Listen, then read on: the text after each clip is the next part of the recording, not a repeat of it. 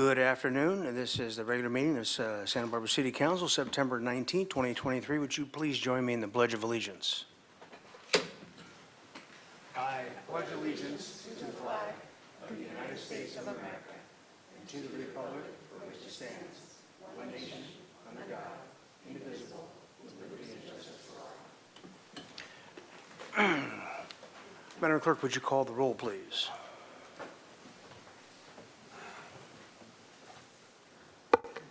Certainly. Councilmember Harmon. Here. Councilmember Friedman. Here. Councilmember Oscar Gutierrez. Present. Mayor Rouse. Here. Mayor Pro Tem Alejandro Gutierrez. Here. Councilmember Sutton. Here. And Councilmember Jordan. Here. All right, very good. And we have a ceremonial item, if I can say that, to read. Yes. Item 1, National Preparedness Month, September 2023.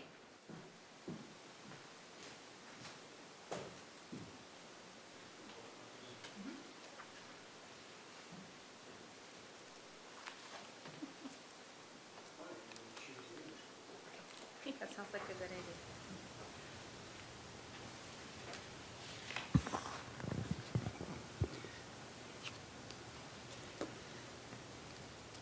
It's National Preparedness Month, September 2023. Whereas National Preparedness Month creates an important opportunity to remind every resident of the city of Santa Barbara to prepare their homes, businesses, and community for any type of emergency, including natural disasters. And whereas the theme for the 2023 National Preparedness Month is Preparing for Older Adults, reminding everyone in the community that it is critical to ensure older adults are connected to trusted sources of information and resources to ensure their preparedness in the face of emergencies.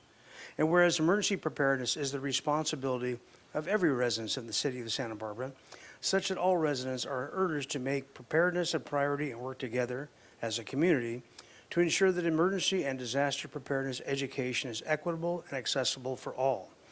Whereas this month, the City Office of Emergency Services urges all residents to plan for disasters by participating in neighborhood preparedness activities, registering their contact information at www.readysbc.org to receive local alerts, and creating or updating their emergency kits with essential items.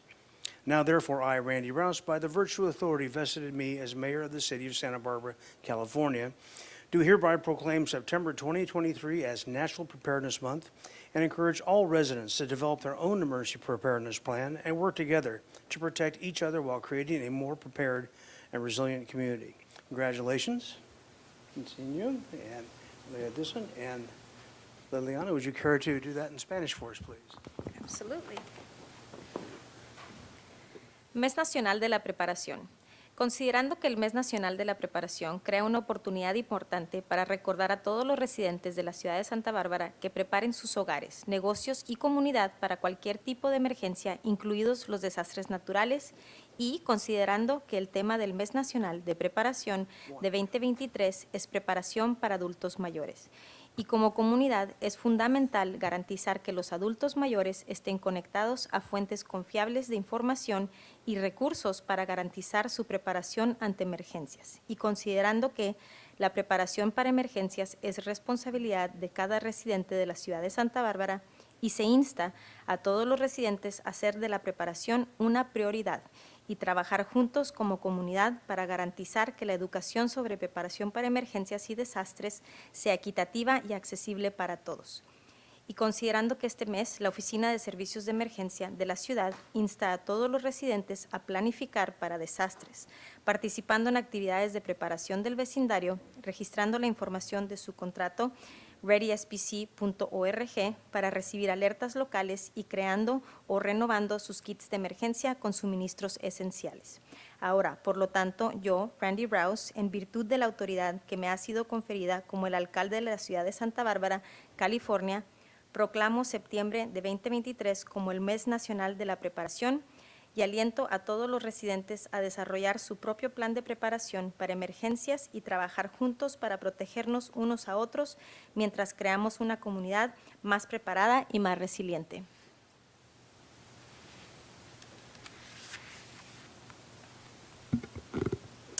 Well, thank you, Mayor Rouse and council members. The Office of Emergency Services thanks the council for recognizing National Preparedness Month. We celebrate this every year, and this year's theme is Preparing for Older Adults, Take Control in 1, 2, 3.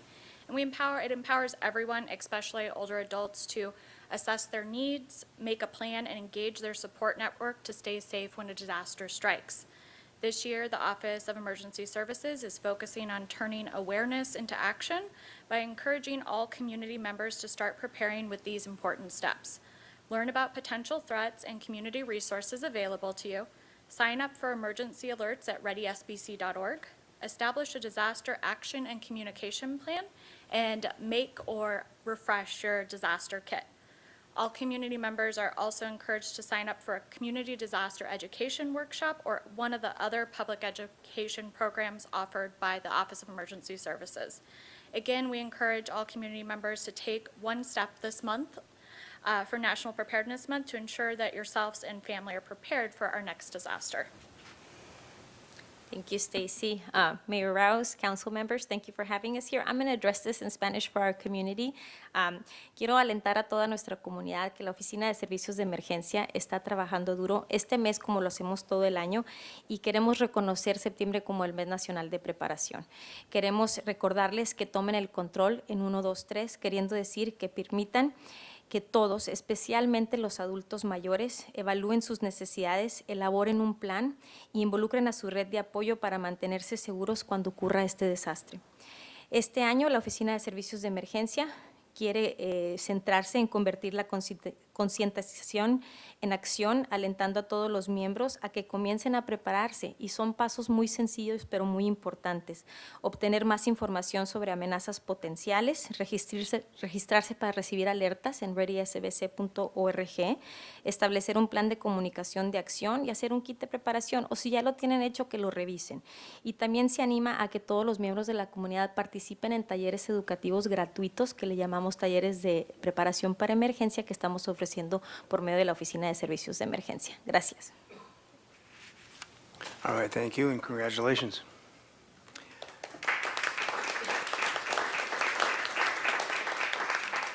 Madam Administrator, are there changes to the agenda? Mayor Rouse, we're moving our public comment ahead of our consent agenda today. All right, well, very good. And do we have any comment slips here? We're going to do public comment today in anticipation of some community input, and so we want to make sure we get everybody heard. And I will say that we've announced public comment. Madam Clerk will give 10 minutes for those online to raise their hands if they want to speak, and we'll cut it off What do I do now? 10 minutes from now. I grab any?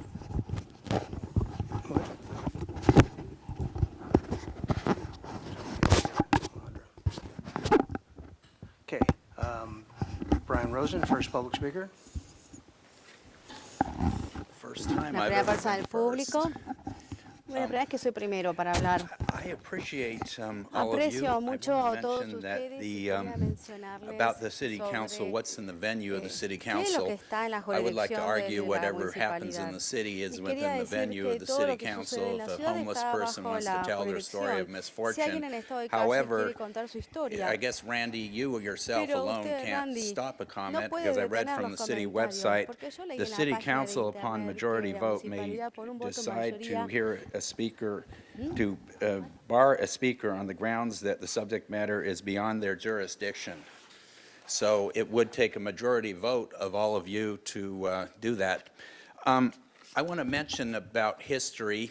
History is important to protect the memory of the people and the history. I was down at this wonderful seed-saving heirloom seed exchange event in Ventura, and I met a Native American from the Barbarino Ventureno Band of Mission Indians, and they're creating a wonderful ceremonial grounds down there, and we were talking about Indio Muerto Street.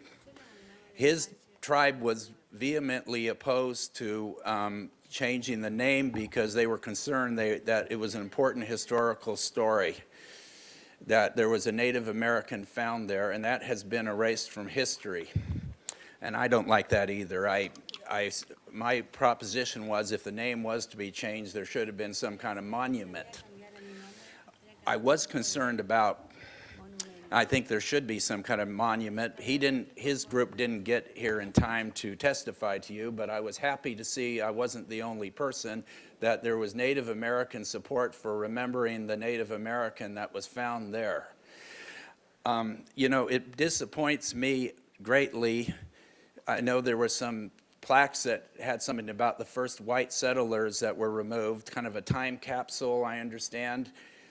But if we can't have those plaques, then can we not have plaques honoring the first, there was a Chinatown here, there was many different ethnic groups here, and if we take out certain ones, then we have to be fair and across the board. I think everybody should be honored and respected, no matter who they are, and they are time capsules. They did have different viewpoints back then. I don't think it should be easy to remove history. It needs to be a lengthy public process. We learn a lot from it. I wish I could say more. I wanted to talk about the homeless situation. There's no bathrooms for the homeless. It's so many people living in their cars down by the beach. An 80-year-old that I know of who's just about ready to become homeless. We need to do something. We need to listen to Martin Luther King more. Listen to his speech on YouTube on Beyond Vietnam. It's great. Thank you very much. Thank you. Next speaker is Melissa Quigley.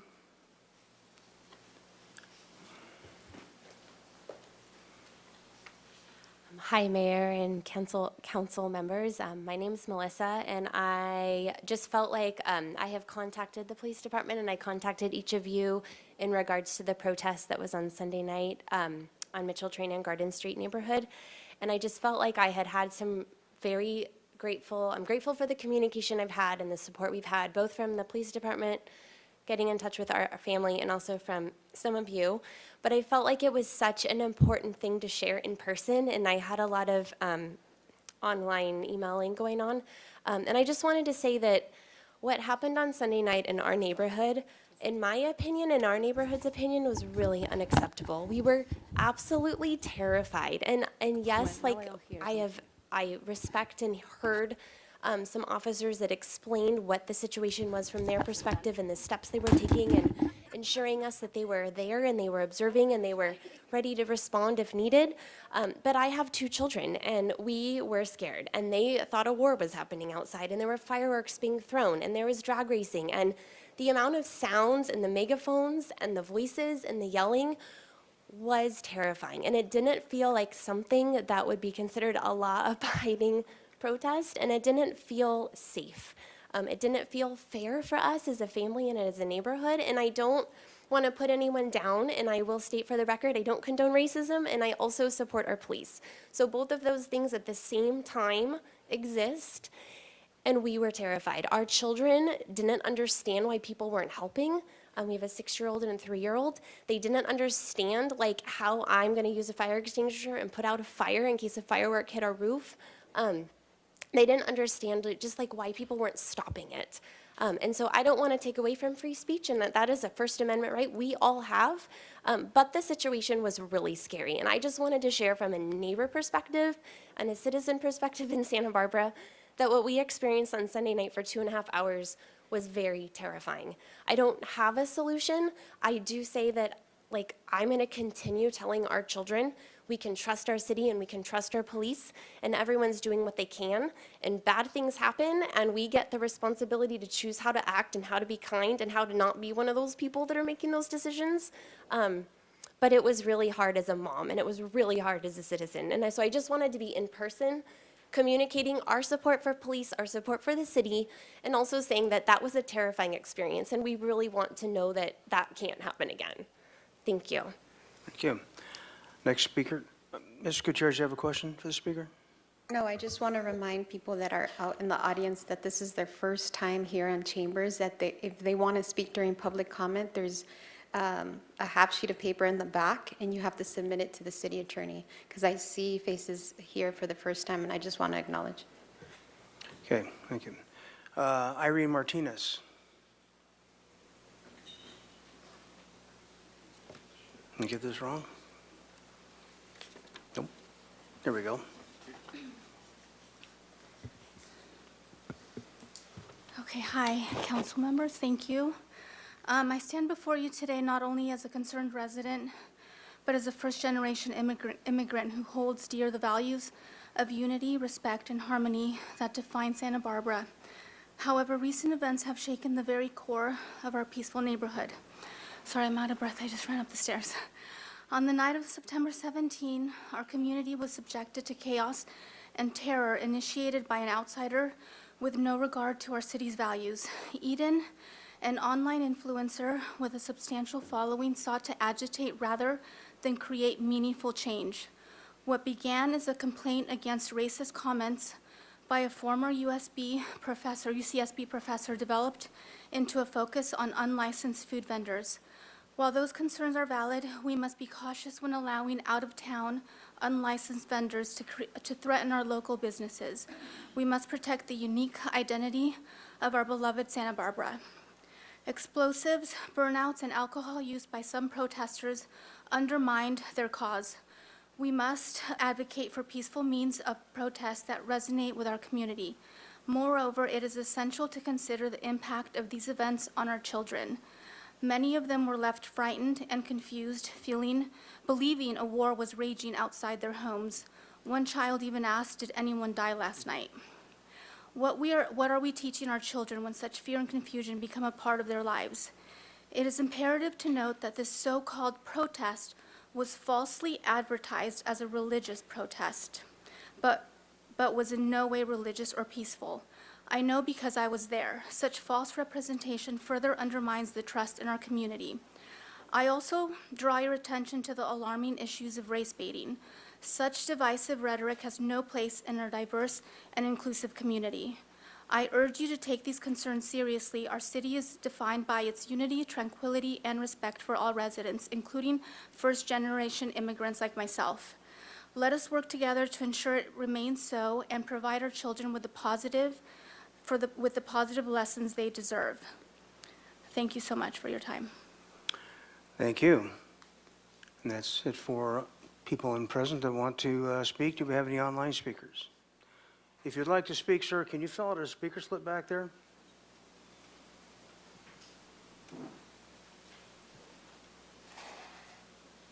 While he's doing that, let's go ahead and take the first online speaker, please. Very good. We have 2 hands raised, Eden Enamorado and Aida Valavida. Okay, first speaker, please. Eden Enamorado, please go ahead. Yeah, sorry. What's my time limit? 3 minutes. Okay. So my name is Eden Enamorado, and this protest that people are calling it a protest because it was a religious gathering. We are indigenous to this continent. This is Chumash.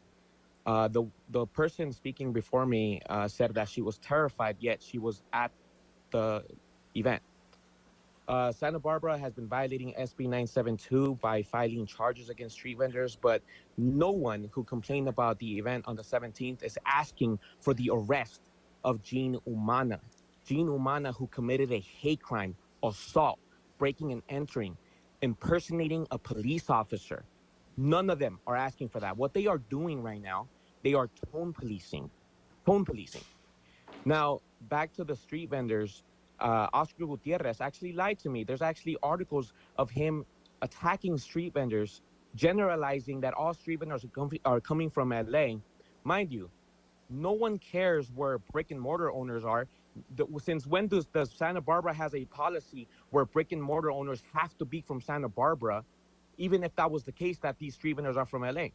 The Department of Public Health in Santa Barbara County does not give permits to taco stands. Why aren't these council members advocating for these taco stands to have a pathway to permits? Because the money that goes, this is what the community wants. The majority of the community in Santa Barbara wants taco stands. They want good food. And that money stays in the community. That money, instead of going to Walmart or these corporations that pay zero federal taxes, that money actually stays in our country. These corporations that are sucking our communities dry are throwing trillions of dollars into offshore accounts in Italy and other European countries. Now, once again, City Council, I am asking you to apply pressure on the DA and the police department to arrest Jean Umana for her hate crime, assault, breaking and entering, impersonating a police officer, which in the statement that Santa Barbara PD released, they admitted that she impersonated a police officer. Why has she not been arrested? Why? That is what we want. We want justice, because Santa Barbara not only has allowed racism, and giving slaps on the wrist to people like Gino Mana just because she has relationships and she was a law professor and because her dad had a law firm, this cannot keep going. And for the people complaining about the event, if you were so scared, why were you there? Why were you there? No one was hurt. There was no violence. There was no vandalism. So I don't understand why the complaining. Instead of you focusing on tone policing, you should have focused on Gino Mana being held accountable. And that is your privilege speaking right there, right then and there. We are a national organization. We help victims from racism End of across the time. country. Your time's expired, sir. Thank you. Next speaker, please.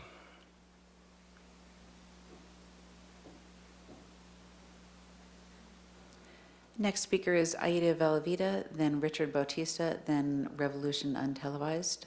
Aida Velavida, please go ahead. Hello, my name is Aida Valdivia. I do want to, first of all, say that listening to some of these comments about it being so scary, you know what is really scary? As a Chicana of Mexican descent, it's scary for someone to come up to me and tell me that they're going to call the police, or what am I doing? Am I trespassing only because of the way I look? Perhaps maybe of my accent or my dark skin. I think it's scary that my daughter, given that she's dark skinned as well, is also going to have to go through this. So as a mother, I have to protect her, right? As a mother, you should all protect your children. One thing that I will do is tell my daughter that she has a First Amendment right, as I have a First Amendment right. And if I'm going to speak out my piece, I will make it known, and she will make it known. Another thing is I'm going to explain to her if, there's a rally going on, or if, there's a gathering going on. I'm going to explain to her why the gathering is happening. I'm not going to make her feel scared of these people. No, she needs to understand what is happening in the community and why it's happening in the community. I would explain to her that Gino Mana basically threatened someone who looked completely opposite of her and felt that that person didn't belong in the community because of the way they looked. I will explain to her why they are getting together and rallying against somebody who is like that. I will explain to her that Gino Mana needs to be arrested for what she did. She committed a crime, and it is the Santa Barbara Police Department's they really need to arrest her. It's their responsibility to have her arrested.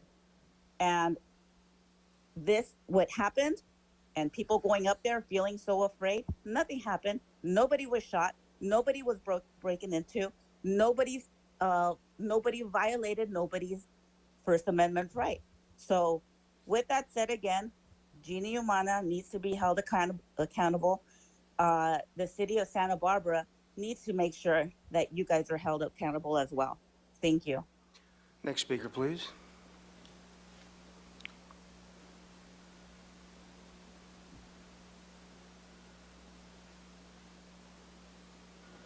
Next speaker is Richard Bautista. Richard Bautista, please go ahead.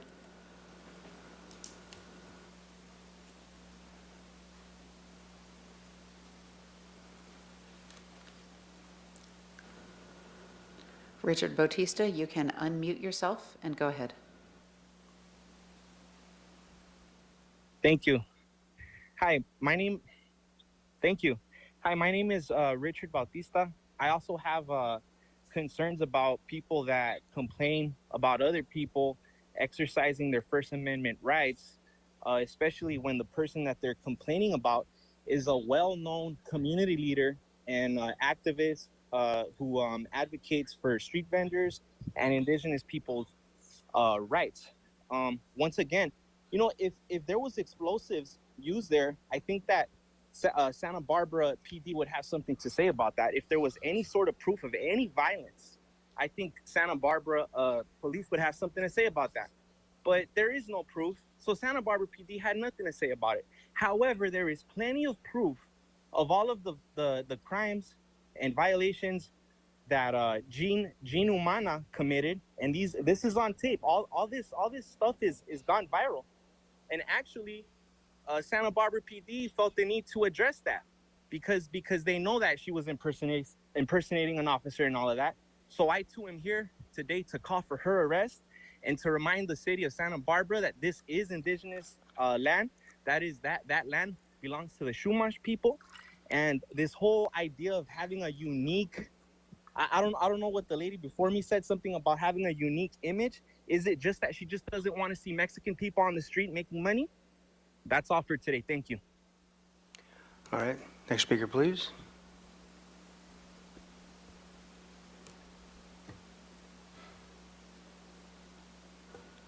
Next speaker is Revolution Untelevised. Go ahead.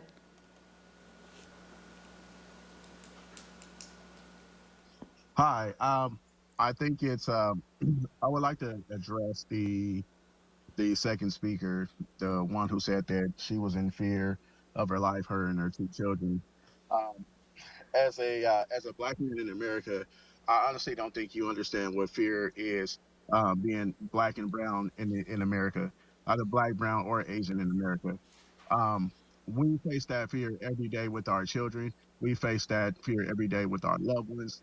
Of them not coming home from school, of them getting pulled over by your beloved law enforcement, and them not coming home and actually seeing it on the nightly news. So I would like to state that first. And as far as fireworks for the third lady that spoke and said it was fireworks and bombs set off or whatever she said, if that was the case, then you would probably have to look at your law enforcement and understand why they failed your community in Santa Barbara because no one showed up.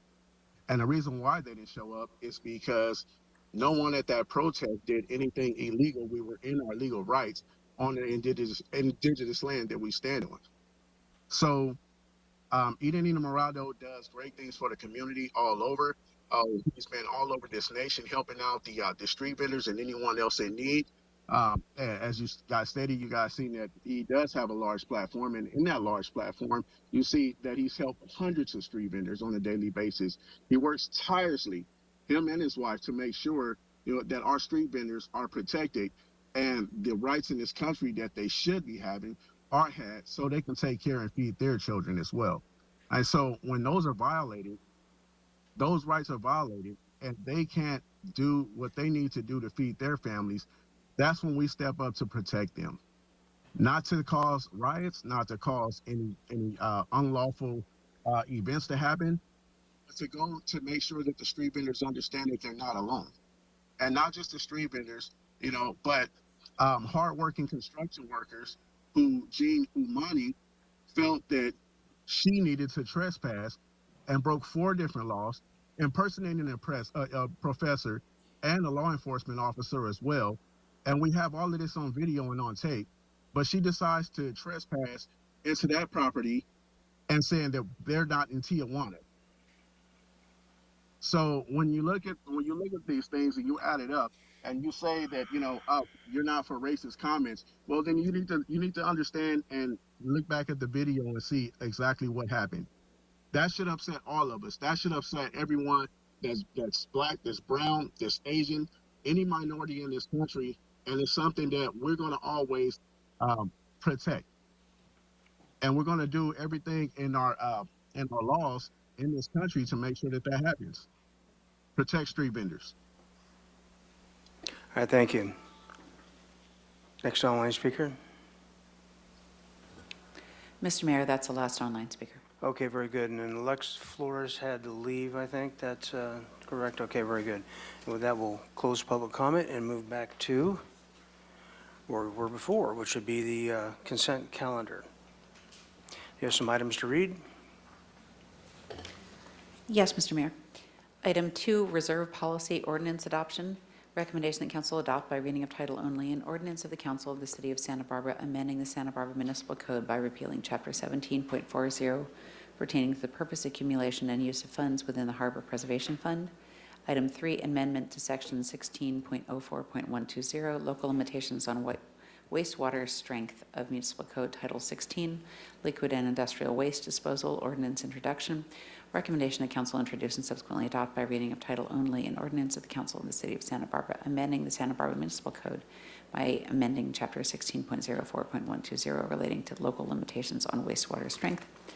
Item 4, grant of easement to Southern California Gas Company related to existing high-pressure gas line on city property at Sheffield Reservoir and Stanwood Drive, resolution agreement. Recommendation that Council A adopt by reading of title only a resolution of the Council of the City of Santa Barbara authorizing the Public Works Director to execute a utility easement to Southern California Gas Company on city property adjacent to Sheffield Reservoir and Stanwood Drive right-of-way. Item 5, request from the William Stephen Wagner 1988 Inter Vivos Trust to the City of Santa Barbara for the exclusive use and benefit of the Library Department resolution. Recommendation that Council C adopt by reading of title only a resolution of the Council of the City of Santa Barbara amending resolution number 23076, adopting the budget for fiscal year 2024, increasing revenue and expenditure appropriation in fiscal year 2024 in the amount of $100,000 in the Library Miscellaneous Trust Fund. That's all the items, Mr. Mayor. All right, very good. Are there any items that need to be pulled by council? I have one request for item 6, and would you read that item, please?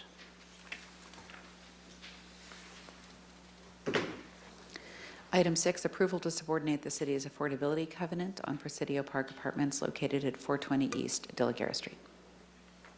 All right, very good. And then are there any other items by council members need to be pulled? Anything online needs to be pulled? Any requests online? There's one request to speak from Gallo Negro. If you wish to speak on a consent item, please keep your hands raised. If not, please lower your hand.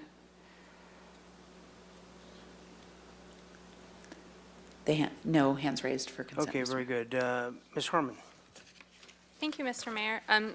For Ms. Doubles, thank you so much. I just wanted to clarify this item because I didn't understand it when I read the staff report, and you were extremely helpful in clarifying for me what the subordination would do, so I wanted to get it on the record. If you could just explain very briefly, as you did to me earlier, we're not getting rid of the affordability covenant. This isn't going to change, that these spaces will remain affordable. Could you just give a little bit of color on how sort of the mechanism will work? Yes, definitely. Thank you.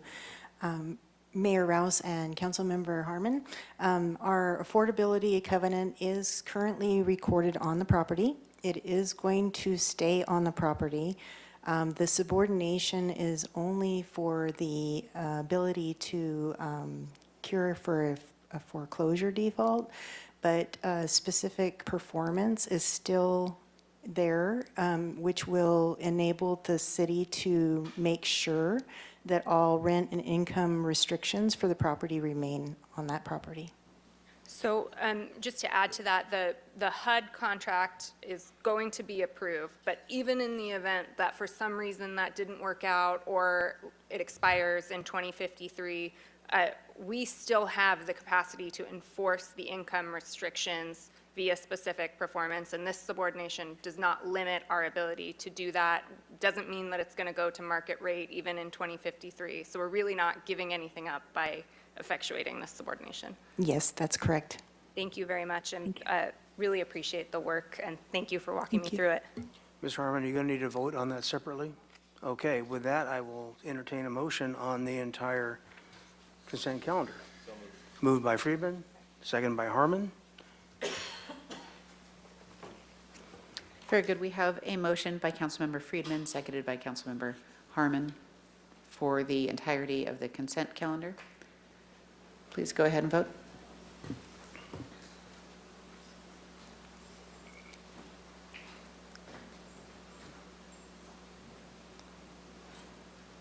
All right, passed unanimously. Thank you very much. With that, we'll take a report from the Ordinance Committee. Mr. Gutierrez. Thank you, Mr. Mayor. The Ordinance Committee went over an ordinance pushing forward the HOPE Fund, and it will go to the Finance Committee. Oh, sorry. Did we change the name? Sorry. I was notified that we changed the name. Councilmember Sneddon, can you remind me on what we decided the name to be? The City of Santa Barbara Local Housing Trust Fund.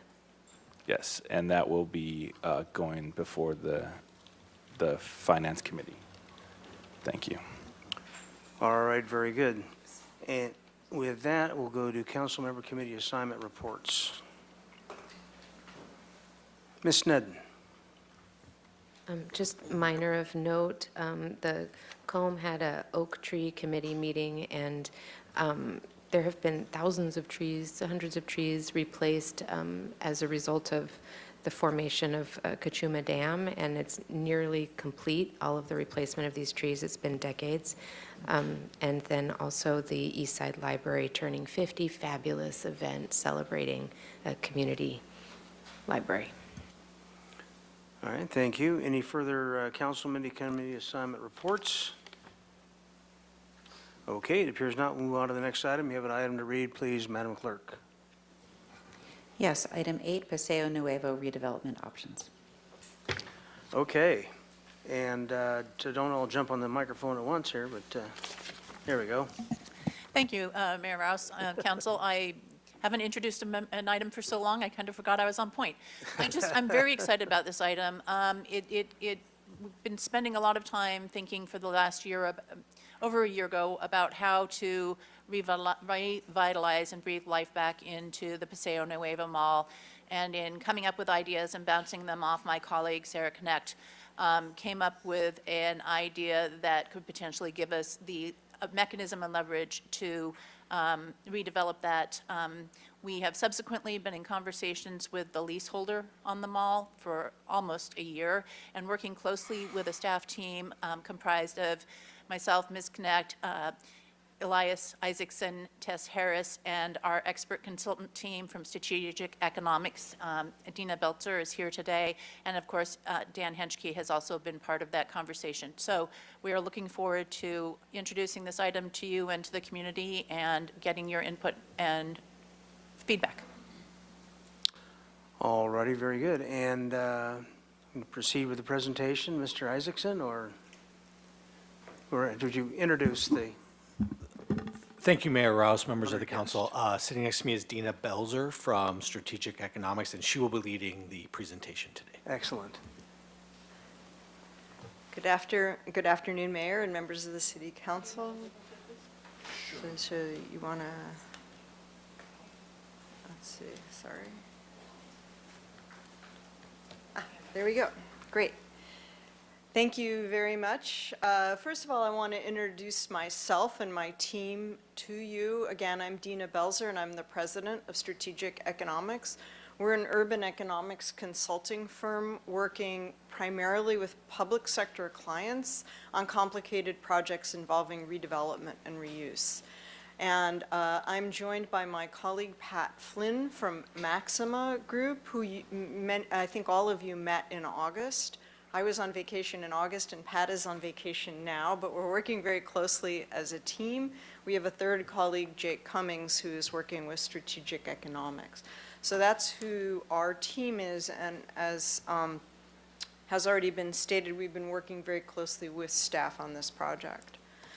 I want to start out by talking about the fact that Paseo Nuevo Mall today sits on a site that has been a point of concern for the city for many years. And this really dates back to the 1980s when the sites that are now the mall were basically mostly parking lots and maybe a gas station, so it was very underutilized. Through its, at that time, the decision was taken to build an urban mall as a catalyst for redeveloping downtown. That was a popular use, and it worked for a while. But as things do, market trends have changed. We're seeing a big retrenching in the retail industry. You've already begun to see this on State Street. I forgot to mention that I'm also the economist working on the State Street master plan, so I'm very familiar with the context on State Street, and I'm not a newcomer to the city. I've been working here for over a year and have spent a lot of time with local developers talking about conditions along State Street. And in that, over a year's time, there's been a lot of conversation about the need to prune back the retail that is on State Street. So today, this redevelopment project offers an excellent opportunity to really look at that process of pruning back retail and taking on another use, which is housing. Today, Paseo Nuevo is controlled through a series of long-term ground leases. A ground lease is a very common mechanism that's used for commercial real estate, but primarily for commercial projects. This ground lease also was originally established with the redevelopment agency for the city of Santa Barbara. And when the redevelopment agency was dissolved in 2012, the city, working with the State Department of Finance, was able to transfer ownership of the site to the city so the city could continue to retain the lease and operate the mall. But what came with that transition was that the ground lease itself became subject to the city's charter, which controls ground leases differently than the redevelopment agency did. So I want to underscore that point now because we'll come back to it as we talk through this process. So today, there are several ground lease interests on the mall. And if you will, the parcel that we're talking about today is the parcel that encompasses the Macy's building, the mall shops themselves, and then this site, which is called the Atz Parma site. All of this that's within this dashed line is controlled by AllianceBernstein. And we'll talk a little bit more about who AllianceBernstein is in a minute, but they control this big part of the site. The Nordstrom's parcel is controlled by a different lessee. And then there are 3 parking lots that are involved in this, because we'll talk again and again about these obligations that exist with the leases, and they are to provide extensive parking. I believe it's about 1,100 parking spaces. So the way the city has provided those spaces is in parking lot number 1, which is underneath this part of the mall, and then in parking lots 2 and 10. Okay? So the city has multiple financial obligations under the terms of today's lease. And as a result of those obligations and the ways some loans worked when the mall was built, the city does not receive any rental income. In fact, the city pays out about $165,000 a year to cover costs of parking above a certain amount, and then to also cover trash and recycling costs. So this lease is not a moneymaker for the city today. In fact, it's a liability. So now I want to talk about who is AllianceBernstein, because they're a key player in all of this. And AllianceBernstein is acting basically as the banker in this context. They are an investment firm based out of New York City. And they have 3 tiers to their practice, but one of their main parts of their practice is real estate investing. So they're a very experienced, capable, and long-sighted real estate investor. And they're working globally. So, and they have an interesting history with Paseo Nuevo. In 2019, they loaned the P&O, who were the current lessees at the time, $121 million that was backed by or secured by the lease. So in other words, P&O intended to make back the money on that loan by leasing out the space in the shopping center. Now, one of the things that's interesting about this is that obviously AllianceBernstein thought this was a bet that was worth making, or they wouldn't have loaned that money. And although I haven't discussed this directly with AllianceBernstein, my surmise is that part of this is because they think this is a good location for development. Now, P&O used about $20 million of that loan to upgrade the existing mall. So as you know, there's been beautiful landscaping, a lot of repair to the tile work in the area, And then that revitalization was done based on the assumption that there would be an extension of the ground lease, which didn't happen, and therefore P&O defaulted on their loan in 2022, and Alliance Bernstein, as the bank, took back the property. Now, it's really important for you all to be aware of the fact that Alliance Bernstein could have turned around and sold their lease share immediately. And instead, they've continued to operate the mall as a mall. They've continued to have retail tenants in there, and they've continued to maintain the property really well, even though the property is not generating revenue for them either. So this is not a money-making proposition either for the city or for Alliance Bernstein. But Alliance Bernstein does really remain bullish on this site, and so it's worth noting that. So Alliance Bernstein is not a developer. As I said, they're an investor, and in this case, they're acting as a bank, but they have what they're calling a development team. So their development team has two components to it, and again, this is like the brain trust that is both managing the money and also managing the development process. So they have two members of this team, the Georgetown Company and Arcturus.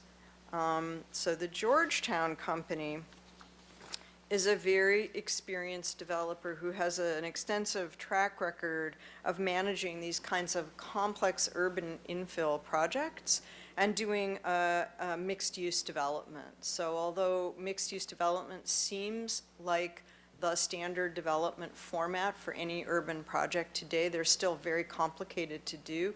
And this one will be very complicated to do because it's overstructured parking. There's it's in a very tight space. So Georgetown has a high comfort level with these kinds of complicated transactions, which means that they're strong partners for Alliance Bernstein, that they can be on the same page about what they're looking for, both in terms of the development project and the kinds of returns they're expecting. And then they have the Arcturus Group in there as a third leg of their stool, whose specialty is, again, repositioning distressed properties. So right now, this mall is a distressed property. Its two largest anchor buildings are both vacant. It's embedded back away from the street. It has a lot of challenges. The retail industry in general is restructuring. This is an underperforming asset that really does need restructuring. So this is what Arcturus really excels in. So really, there's a very experienced and accomplished team here. Now, they have also brought in what they're calling their project team. These are the people who will actually execute on the process should the city decide to go forward with this project. Most notably, there's Graham Lyons, who's a local attorney and has a lot of experience doing development projects in this city. So he really knows his stuff. And then there's a mix of local people who are based in Los Angeles, and people who are national. But these are top people in their field. Their architect is Gensler, who's a world-famous architecture firm and known for very high-quality product. So, and I just say that based on my knowledge of the industry, not based on their particular contribution on this site. So there are a lot of questions about how can this transition happen, and why wouldn't AB just redevelop the project under the existing ground lease? And the answer is no, they wouldn't do it that way. And the problem is because the existing ground lease is not long enough. And again, under the city charter limits ground lease terms to 50 years and prohibits any extension. But in order to make such a significant investment, the investors would need a longer-term lease. So this is where that transition from the redevelopment agency to the city actually is making a difference in terms of how this decision is being made. So then could the city take back the site and make it available for redevelopment? I know that some of you have had questions about, well, why couldn't the housing authority come in and do this? Why would we want to do this with Alliance Bernstein? It's a really good question. But the answer to that is basically also no. First of all, AllianceBernstein controls the lease, so they control all the vertical development on the site through 2065. So if the city wanted to take that back, it would be the same as having to condemn a valuable piece of real estate and pay fair market value for it. So we don't know exactly what that fair market value would be, but we do know that AllianceBernstein did just make a loan in 2019 of $121 million. So that gives you like a little bit of an order of magnitude of what the developer might be looking for, and they've held it and lost money on it. So maybe they want more than that. So it's a big number. And then if the city were to take back the land, they would be subject to a lot of the legal restrictions that were involved when they transferred the property, when the state agreed to transfer the property from the redevelopment agency to the city.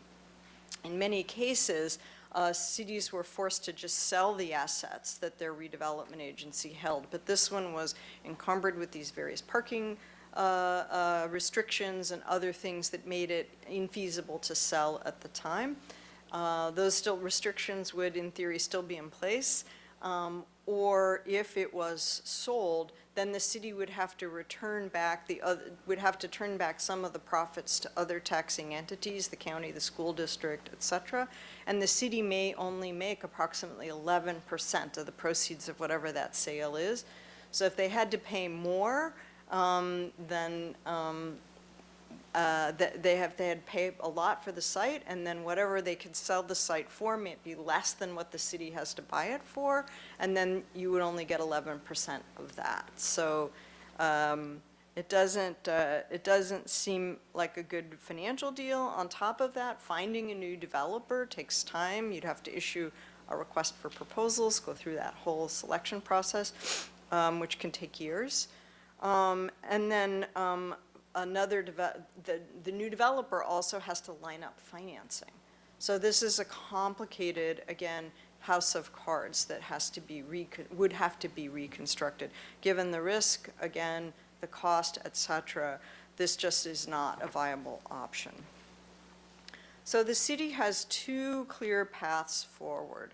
One is to just do nothing. Let AllianceBernstein continue to own that lease, and then AllianceBernstein can do with it what they will. They could sell the lease, they could continue to hold it, or the city could collaborate with AllianceBernstein to move forward on a redevelopment project in collaboration, but this requires the transfer of property ownership. So the quid pro quo here would be, at the end of the day, the city would transfer the fee to AllianceBernstein. Now we're going to talk about the implications of that and how we understand that ownership transfer more in a minute.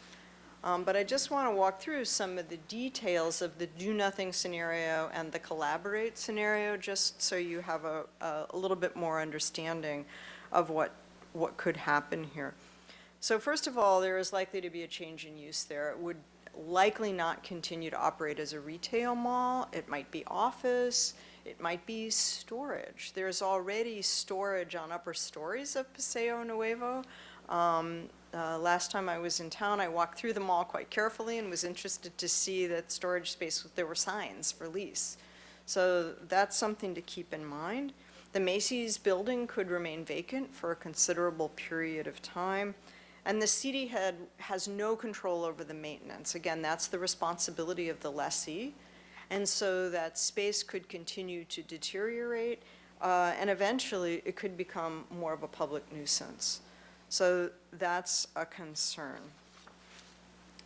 On the other hand, if the city and AllianceBernstein could work to collaborate, it would really accelerate the process of redeveloping the mall, because again, there's already a lender, a developer, a development team, project team in place. There's consensus generally on what the use should be. People seem to agree, at least staff and the developer agree, that housing with some kind of commercial development would be the highest and best use. However, it's important to note that the project would go through the regular entitlement process. So all of the project approvals that you would have to go through with a regular, and all of the transparency that you would have to go through with a regular development project would apply here. And then the ownership transfer only happens after a development agreement has been signed. In other words, only after the project has been fully vetted, reviewed by the community, agreed upon by both parties, etc. Right? So the mall today is about 240,000 square feet. This is just the leasehold for Alliance Bernstein. That doesn't include the Nordstrom's building. There are 1,100 parking spaces, as I said earlier, that are encumbered in those three the parking lot 1, 2, and 10. If the site were to be redeveloped, we're thinking now that there would be probably, again, just on the Alliance Bernstein Otts Parma section, about 500 housing units. There are, could be approximately 60,000 square feet of retail, so a pretty significant reduction, but again, sort of a right sizing of the retail. And then probably only 640 parking spaces to accommodate these uses. So these are preliminary order of magnitude, but I would note that this could be 500 housing units, and if you think about maybe 1.5 people per unit, it could be 700 new residents in downtown. So that's 750. So that's not nothing, right? It's important to note that a fee transfer does create benefits for both parties. It creates a lot of new buying power in downtown and provides a new, very catalytic use. This kind of redevelopment sends a strong market signal that Santa Barbara is not down or out, nor is State Street, but really going strong. This is a really important thing. And markets are about psychology as much as they are about transactions and money, and that's a huge benefit to the city.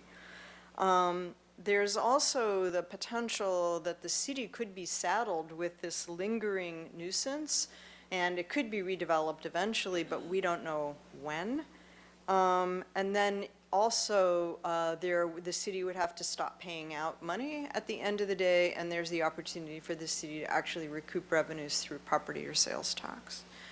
For Alliance Bernstein, this creates certainty, and this is no small thing. We'll talk again about monetizing risk and why this is so important in a minute. But it really allows for the partners, and that would be Alliance Bernstein, maybe Georgetown, we don't know who all is going to have a financial interest in this, but it allows them to make secure long-term plans, and again, this creates a smoother path, and it makes the whole project easier to finance and execute. So this is a big deal for Alliance Bernstein also, given that they're already so invested in this site, right? So a strong public-private partnership has real benefits, as I said. So some more of the benefits are that this is, as I said already, a complex development project. And you would already know that you are getting a development team who has experience. And while this seems like obvious that you should be getting that kind of a development team, I've seen a lot of projects, public projects, where there's been an issuance of a request for proposals, and subpar development teams have responded to RFPs. There has not been a development team of this caliber or this level of experience submitting an RFP. And again, where there's a failed project or a project that's been delayed, that really decreases the chances of getting an experienced developer there. So the complexity creates risk for both sides, right? Because the city is also part of this transaction because you own the fee, the land underneath. So to the extent that the deal goes well, you recoup more value out of it. So everything that can be done to reduce the risk helps the developer. It also helps the city. And it also means a lot to the city to reduce risk to get this caliber of developer. So an agreement, a clear project agreement between both parties really keeps the deal moving along. So it's important that all of that happen. So I think that it's very legitimate to ask at this point, how will the city evaluate this? How will we know if the city's getting a good deal? And this is critical, right? You don't want to give away the store. You want to be sure that you're getting the right benefits. So this is where I and my colleagues Pat Flynn and Jay Cummings come in. We will be acting as the third-party evaluators for the project's various components, to be able to look at how this is going to work in terms of where value is coming from, how value could be created. And we'll be using a financial modeling technique that's called residual land value. And this allows us to be able to quantify all of the elements of the development project. What's the value of the housing units? What's the value of the benefits that the community might want? What's the cost of construction? We can put numbers to all of that and test scenarios to be able to understand how this works going up and down. So I do want to spend a little bit of time talking to you about what residual land value is, to sort of demystify it and be sure that you understand or have the opportunity to discuss today. And then I'm assuming that we'll be seeing each other again if we go forward on this project, to ensure that you are getting a balanced deal. How will we measure that? What are the components of that? And how will we look for a deal that is actually a win-win for both parties, which is what we're looking for here. So the first thing that we're going to start with is understanding what the market value is of any development project. And any project value is set by the uses that are on it. So as you can imagine, a one-story retail building like a Walgreens has a very different value on it than a multi-story residential project based on the revenue it earns, right? That's it. Just based on the money it earns, based on the use, you have different values. So it's very important to understand, first of all, what value is being created by the development project itself. So that's where we start. What's this project worth? But then we have to start to ask, what's it going to cost to deliver the project? Now, I should say about the market value, rents are set by the market. The developer doesn't control rents. They can choose where they want to be in a rent spectrum, and they can guess that they're going to maybe be able to command a price premium, or they might be going for a mid-level rent. But they're going to make an assumption about rents, what rents are, and they're not pulling those out of the air. They're looking very closely at the market around them, because if their project is overpriced, they won't get any tenants. If it's underpriced, they might not make any money. So they're looking for the right size on that project size, and then they have to compare that against the project costs. And they're starting with what we call the hard costs, which are the actual construction costs. What does it cost for concrete, for steel, for labor? And again, these costs are set by the market. Now, there is an ability to sort of, at the margin, adjust costs through value engineering. That doesn't always yield the highest quality project, but it's only at the margin, right? So costs, again, are an external factor. And then there's a smaller but really significant cost, which is investor return. And the idea of investor return, I know people often say, well, the developers can take a lower profit. The developers can take a lower profit. Well, the developers do get paid a fee, and maybe their fee goes up or down. But the big chunk of money that's going to come into this project that's going to make it happen, it's going to, as we like to say, make the magic happen, is the investor capital, the equity investment. And those investors can invest any place. They can be investing in Los Angeles, they can invest in the Bay Area, they can be investing in some other market someplace. So they will only invest here if they think they can make a competitive return. So that cost, too, is essentially set by the market. It's not set by the development project. And that being able to achieve that return is very important.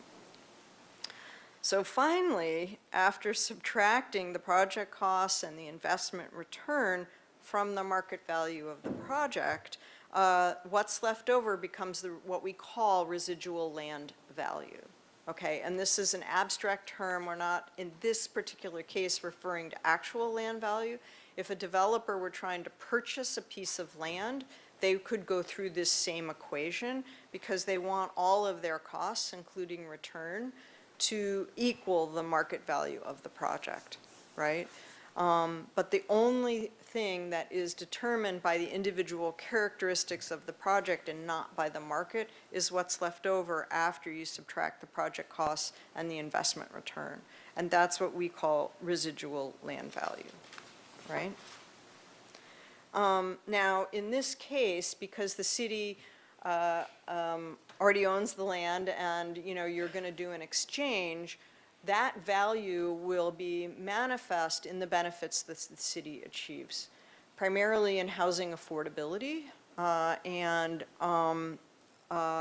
there might be other benefits. So this is why I'm saying this is not a literal land sale or a literal value of land, but this is really the amount that the city has to play with, if you will, in terms of thinking about the value of the benefits that you want to get from this deal in order to feel like you've gotten a fair shake, that you're getting what's up to you. Now, in order to really understand how we calibrate what's fair, what's a good deal, we have to also remember that those community benefits can also impact that balance between revenues and costs. So if we say we want X number of affordable housing units, that reduces the revenues to the project because affordable units, by definition, are not paying the same rents as market rate units. So it's important to know that, but this is also the beauty of this kind of a transaction, is that the city, because you own the land and because you're negotiating this way, you can determine what your targets are. You're not dealing with state regulations, you're not dealing with federal regulations, and you can decide, for example, that you want, how many units you want to be targeted towards workforce housing, which is the segment of the market which is actually the hardest to achieve in terms of affordability. But you can also then say, well, how many low, how many very low, and you can see how it really does impact the market value, and that will be an explicit thing that we can model for you. But then also there might be other benefits that the city would like to ask of the developer, that there are other infrastructure improvements, other improvements to State Street, whatever. These things become project costs. So you're reducing market value, potentially, you're increasing market costs, and then the other thing that can happen, and so that affects the residual land value, right? So this is the amount, this is where we think the residual land value, but the residual land value really becomes the package between the decrease in revenues, the increase in costs, and then the residual of what's left over. So that's how you understand what the value, how the community benefits play out.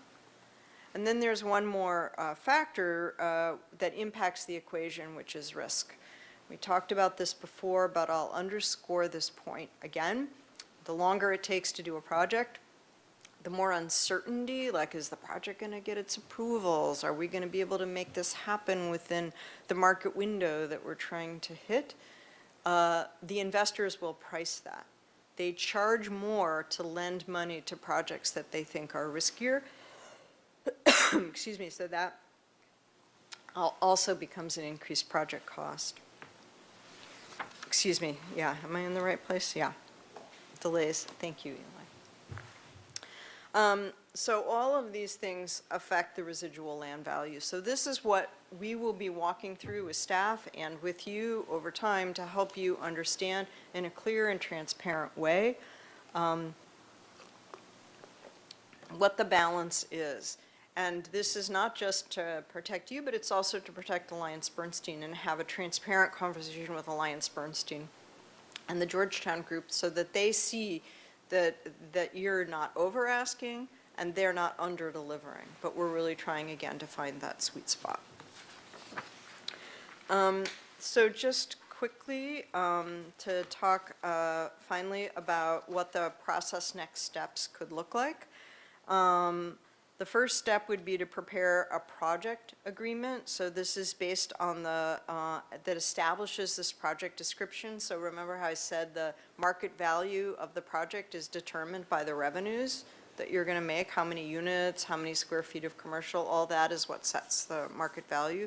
So we want to know what that is going to look like.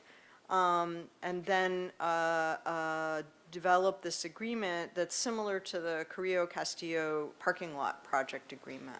So this first step in the process is also where we will be performing the residual land analysis, looking at these different development scenarios and being able to answer your questions about, well, what if we do it this way? What if we do it that way? How does this work, right? Then the next step will be to take this project that has been identified and agreed upon in this project agreement through the normal development review process and to end up with a development agreement. After there's a development agreement, again, after this has gone through the formal review process, then the property ownership would be ready to transfer. So in other words, the city holds its ace until the very end. And you don't play that card until you're sure you're going to win. Maybe that's the wrong analogy, a betting analogy, but you get the idea. So with that, I'm going to turn it back over to Rebecca. Thank you. And with that, we will be happy to take any questions from council. I have a couple quick structural questions before we get going, because you mentioned before the amount of residual value we would have if we were to dispose of the property, if we had to distribute to other taxing agencies.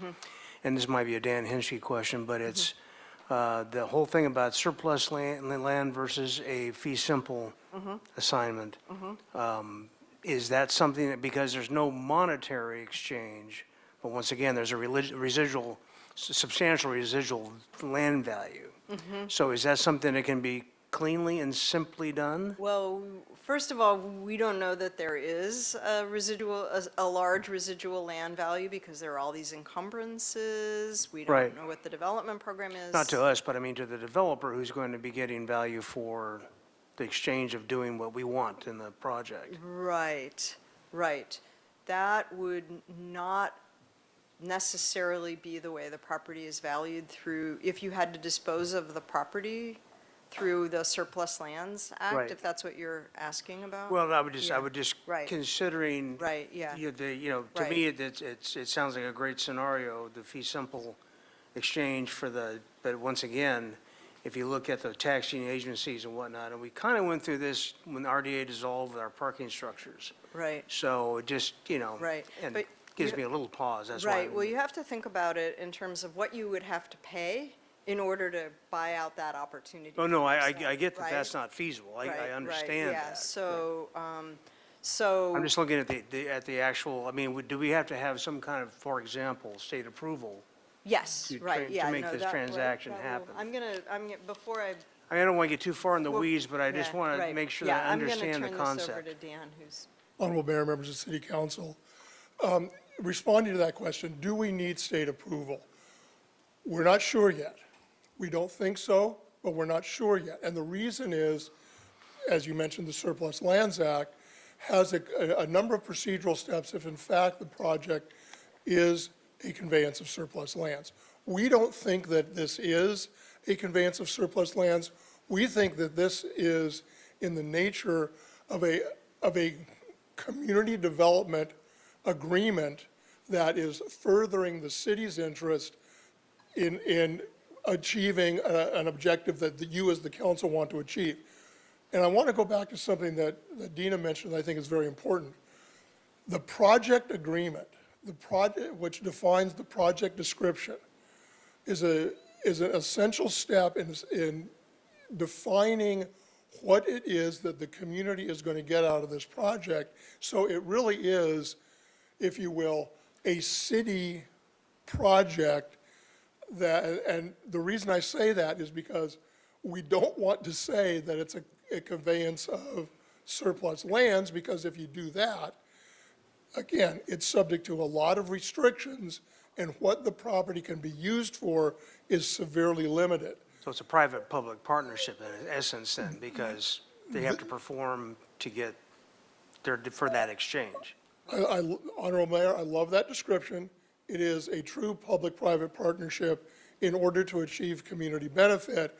The conveyance of title is merely one of the considerations that is made in order to make the entire deal work. Excellent. And that's what we hope to accomplish, if you say so. Thank you. That's as close as I'm going to get to figuring that out. All right, we're going to go to council questions. First is Alejandro Gutierrez, please. Mr. Hensky, this is a question for you. For the public that's been listening to this presentation, and as a city, we've had this reputation of not being so friendly when it comes to permitting and building and with developers. And I hear this word, that, development agreement. You spoke a little bit about why this project is very unique and special, because it's essentially for the community. And so you talked a little bit about community development project, but can you explain what development agreement is a little bit more in detail? And why a project like this would require a development agreement? Certainly, Honorable Mayor, Councilmember Alejandro Gutierrez. The development agreement, I'm going to go a little bit backwards. The development agreement is kind of an end approval that happens after full development review, after environmental analysis. It locks in all of the land use entitlements for the project so that it can go forward and be built. You will be having a development agreement that has gone to the Planning Commission on the Carrillo Castillo parking lot housing project. Will be coming to you, I believe, next week on the agenda. And so that agreement is a contract between the landowner and the city that locks in the land use approvals for the project. The project agreement on the front end is really all of the things that you say you want as the community benefits out of this project, such as so many housing units, income restrictions of this nature with these units, so much retail space. That is what I would call the project description. You put that into a contract form so that it's firm. Can it be final at the initial stages? No, because CEQA doesn't allow you to do that. That happens at the development agreement. So there's really two different contracts that make up the entire set of agreements. You will also have housing covenants and other subsidiary agreements that will implement. I'm sorry for going down into the weeds, but to answer a simple question, sometimes I have to do that. Let's get paid for it. Thank you. Mr. Friedman. Thank you. Just a few questions and to follow up, and this might be best for Mr. Isaacson. On slide 34, it kind of lays out the process, the project description, and then conduct normal, that's the word I want to focus in on here, development review process, and then complete the design review process before we get to the development agreement. Are there ways that we can streamline that process? Because we do have a history sometimes of when you get into design review or you have multiple hearings on minor items, but if we were able to kind of reduce the amount of time by a certain number of hearings, that we could actually speed up that process. Mr. Mayor, Councilmember Friedman, thank you for the question. As Dina mentioned in her presentation, part of what we're trying to accomplish here is a reduction of risk and ensuring more certainty through the process. And so we are certainly looking at ways to achieve what you're referencing, is ways to streamline, ways to ensure certainty through our process to make the project more viable and less risky. So those would be things that we would consider, and you come back at a later time to outline that process. Okay. And then just in terms of when would the discussion take place on affordable housing? I mean, here we have hundreds of units, and we'd like to look at what the percentage of affordable housing would be at what levels and whatnot. When would that discussion take place? Mr. Mayor, Councilmember Friedman, that would be discussed as part of the conversation around the project agreement. So as we are developing that, Dina mentioned there's a financial model that we would use to ensure that the city is getting the best deal possible.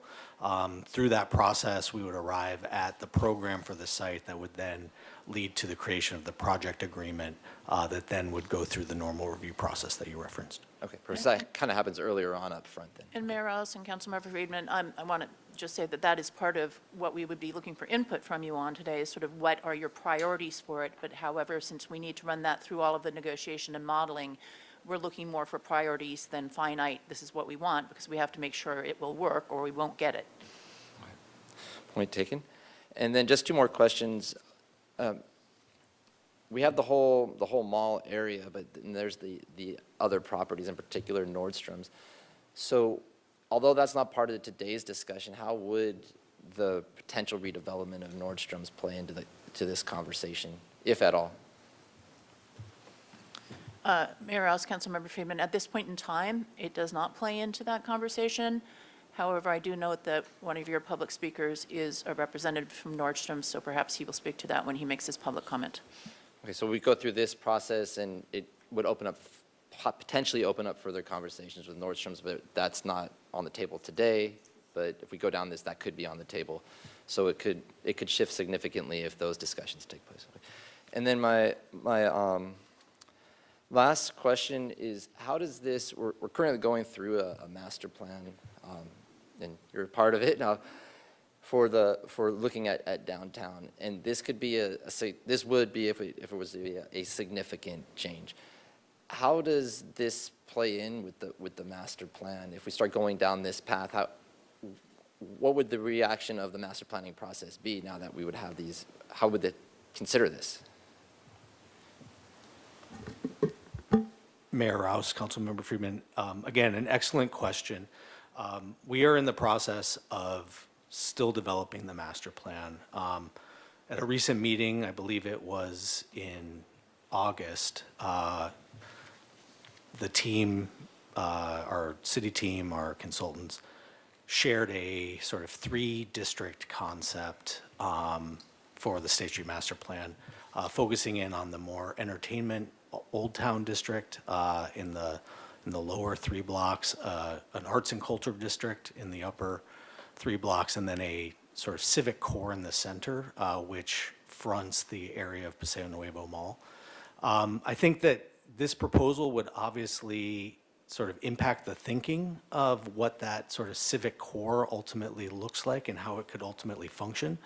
But I think this potential redevelopment of Paseo Nuevo aligns with that sort of reimagining process for the sort of center of the promenade. So, just so I understand, we're still going forward with the master planning process with the committee and on the schedule that we have. But with this new proposal coming in, it runs parallel in a way to what was presented, the 3-district proposal. And then should that continue to go forward, we'd have a larger discussion within the redevelopment of each of those districts, and then we could have a further refining of what that civic district is? That is correct. Okay. I think that's helpful because I want to make sure that as we go down that process that we're not completely upending it, because this is such a major shift. And it's comforting to know that we can still go down that process and incorporate it, even though it could be a potential huge shift. Thank you.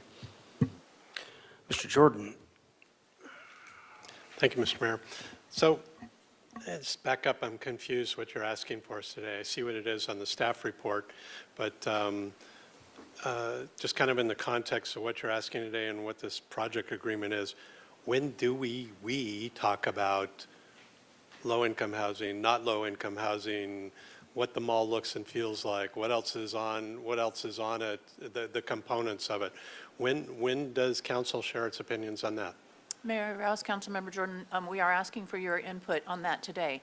I want to, again, say that we're looking for your priorities, Okay. If you're looking for prioritizing low and very low-income housing over everything else, or if you're looking for a mixed uses of a mix of income restrictions, or if you're looking for maximum off-site development, those are the kinds of priorities we need from you.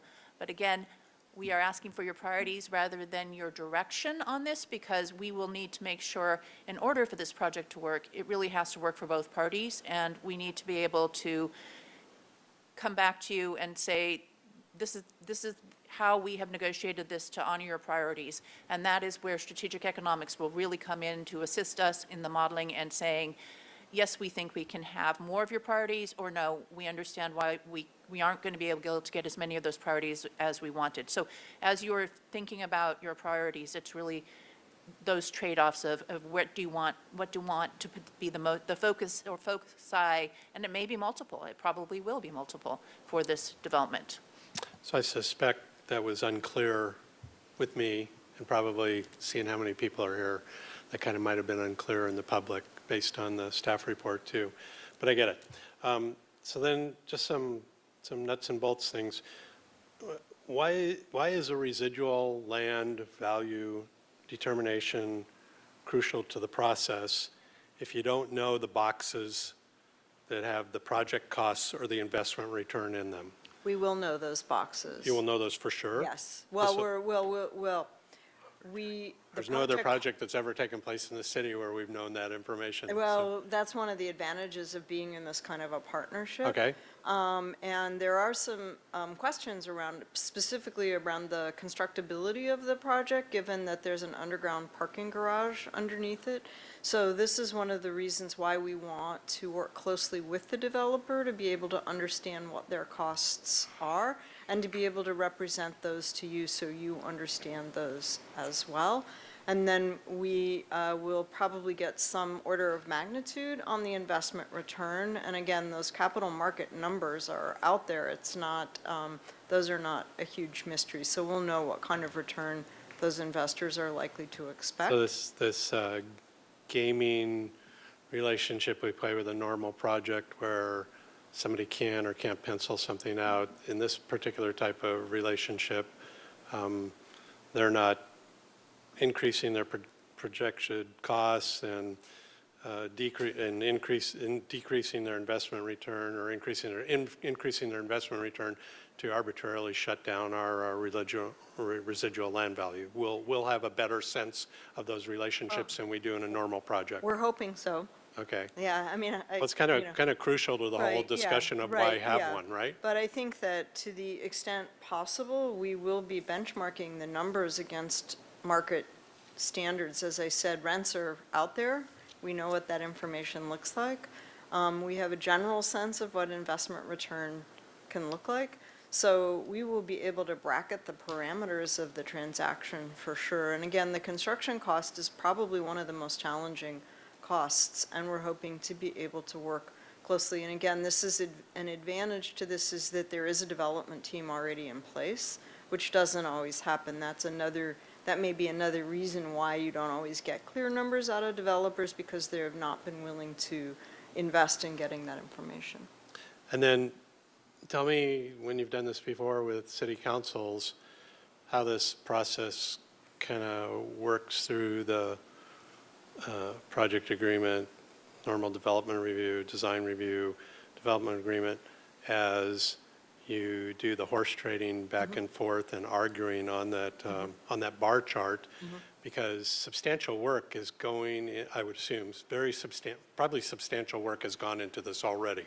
If they've got this team set up and they've costed out that they can do something there, but we don't know what the something is. Right, that's And right. so then you have to come back and talk to 7 arguably crazy people who all have different opinions. Right. And how do you not get out over your skis on that and reacting to the opinion that's sitting up here when substantial work is going into every little negotiation before you get here?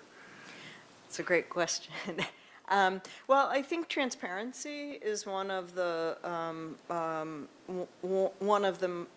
hallmarks of the way we work. So we will be here showing you assumptions, scenarios, so you can see yourself how the model works. and how it changes in response to different inputs and assumptions. So we're not trying to design a black box here, but to have something where you'll be able to see exactly what's happening. And then that page of team partners, those are all, I always want to say Anheuser-Busch. That's not going to work. Alliance Bernstein, those are all chosen. AB, you can just say AB, right? right? Those are all chosen by the AB team already, right? Yes. Okay, and so like I know in our talk before, we've talked about the importance of having a local design team. Right. And those decisions have been made or still negotiable, or? I can't really answer that. I think Okay. AB would have to answer that question. We said, who's on your development, your project team? We want to be able to show it to council. And do we or do you help vet that in terms of capabilities based on past project size for a firm? Like while you were presenting, I was working through AB and then the Arbicus Group or Right, whatever. yeah, right. And looking at Mac Construction that does like huge projects all the way around. Right. And then as you get down in some of those other partners, they're basically local only, not a whole city block of huge Right. development. And Right. I'm just wondering, at what point do we have a say in looking at the future way this looks and feel and who they're bringing to that project? Do we Right. have none, or? I don't know if you want to. Mayor Rouse, Councilmember Jordan, I'll take a stab at that. I think first it's important, if they've put a team together, it's the team they want to work with. So I think we need to be a little careful about trying to interfere there because those are very challenging relationships, and their situation in terms of how they're each participating financially, we don't necessarily know. Okay. But to the extent that we think that they need representation in an area that we're not seeing it. For example, one of the things that they've already recognized is that there needs to be local people on their teams, which is why they have brought in people who have local knowledge to some degree. And to the extent that we see that they might be needing more of that, we could certainly suggest it. But I think it's important to remember that that is their team. So we would have some influence perhaps, but we certainly don't have control, nor do I think it would be a good idea to have control, because if those internal relationships go sideways for them, we don't want to be in the middle of them. Fair enough. And my last question, Eli, in response to the question on who's going to help get this project through expediently, I think your response was, well, you're working on it.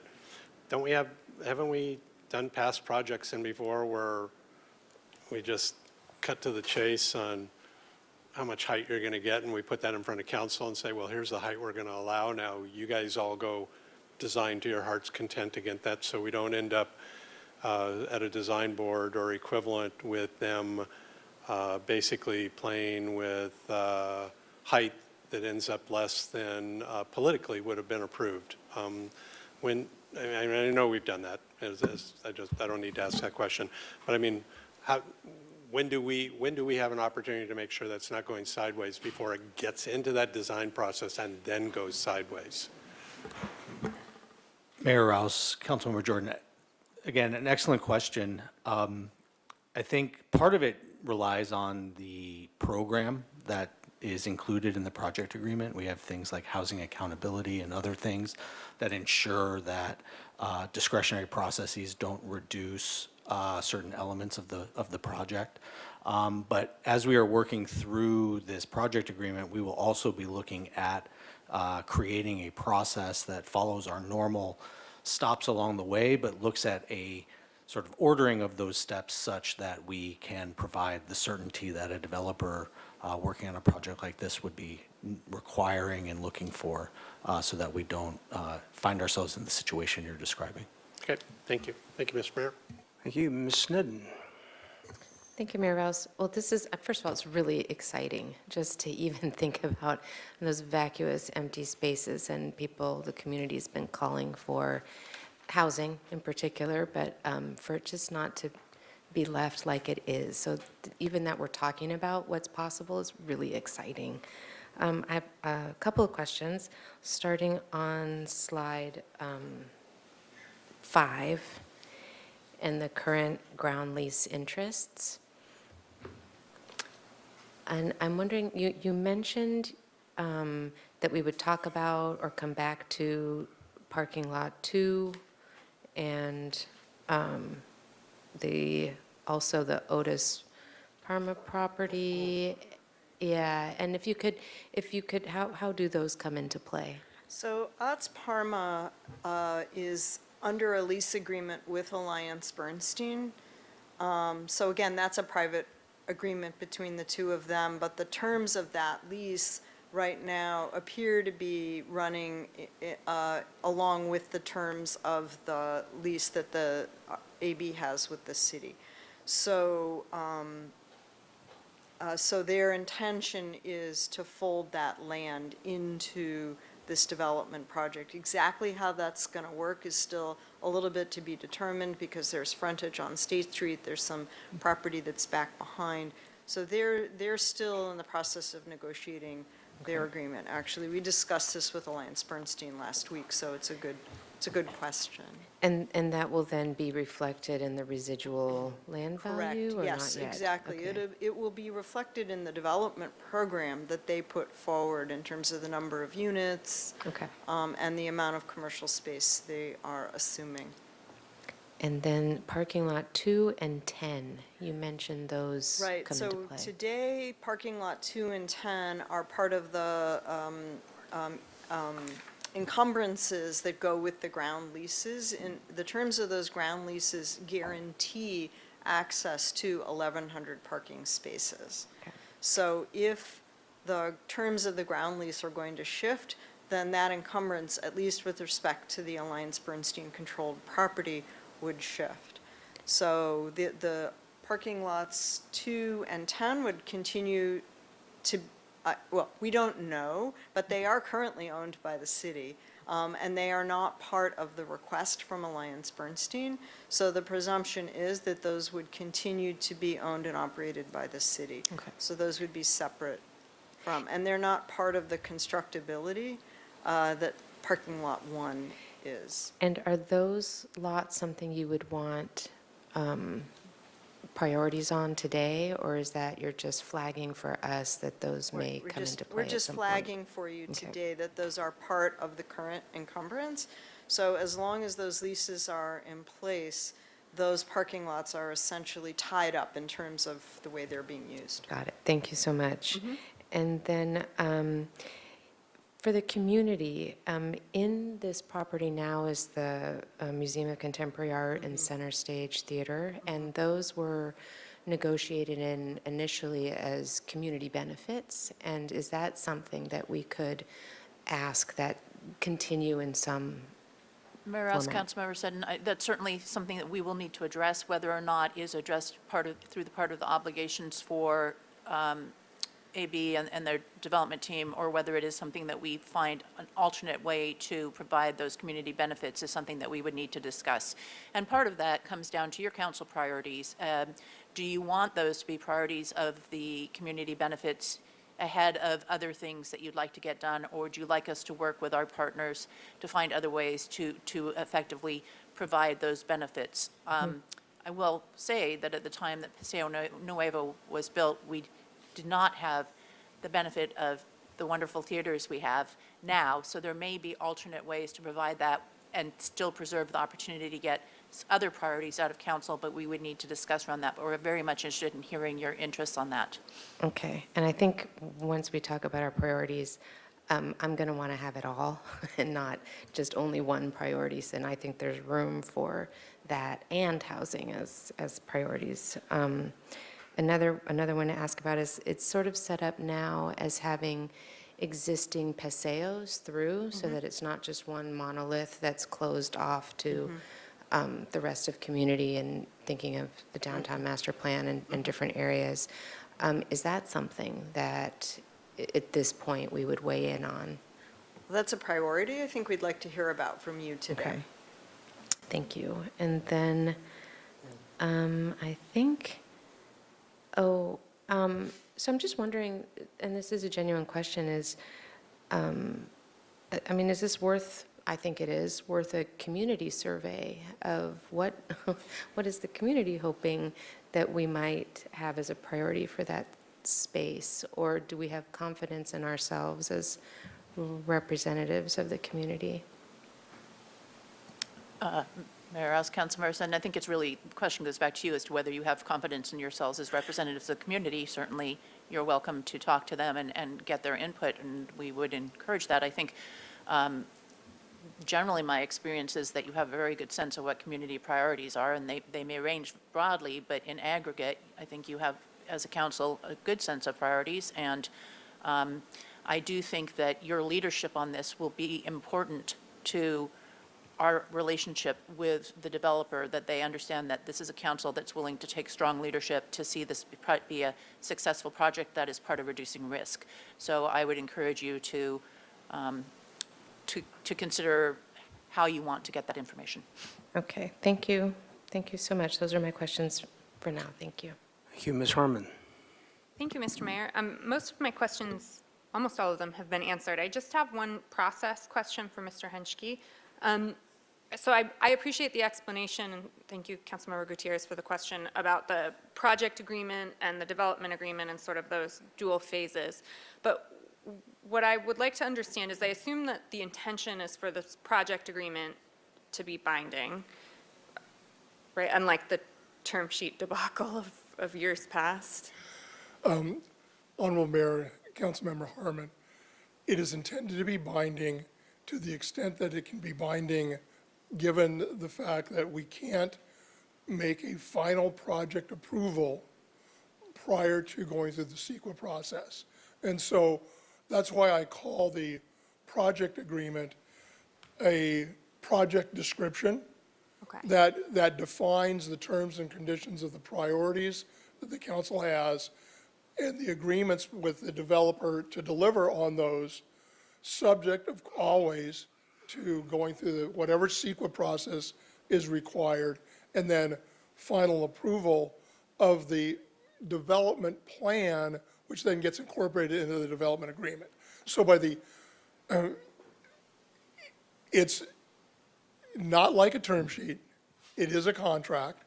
It does have enforcement provisions that pertain, but it is very clear, it says right in it, this is not a final approval. It is subject to CEQA and the development process, and then will get incorporated into the development agreement. The development agreement gets approved by an ordinance, which is subject to referendum.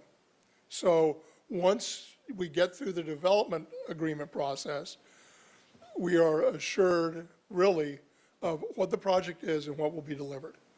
Does that answer your process question? Yeah, that's very helpful. And I should just say, I don't anticipate and would hope that that would not be a problem as we move through. It's just an interesting sort of contractual conundrum to have a binding agreement that is subject to something that's quite open-ended in that way.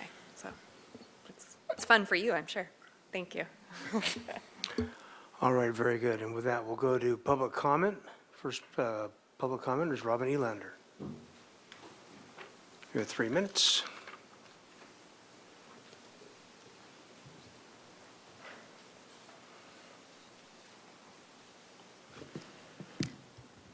Mayor, City Council, City staff, and community members. My name is Robin Elander, and I serve as the Executive Director for the Downtown Organization of Santa Barbara, which supports 1,700 businesses in the Downtown Business Improvement District.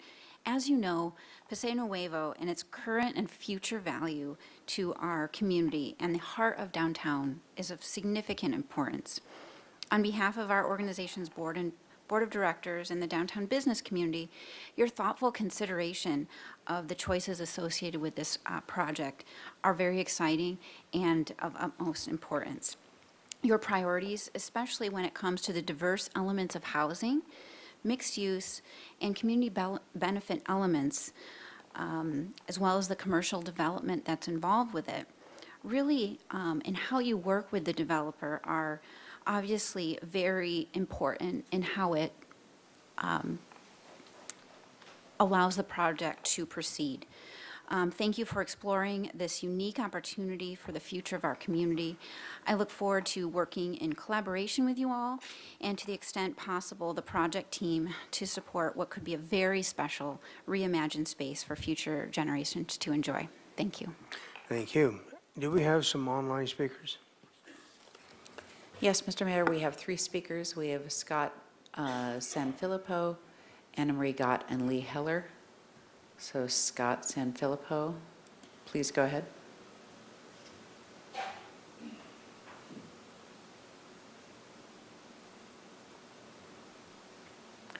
Scott Sanfilippo, you can unmute yourself and go ahead.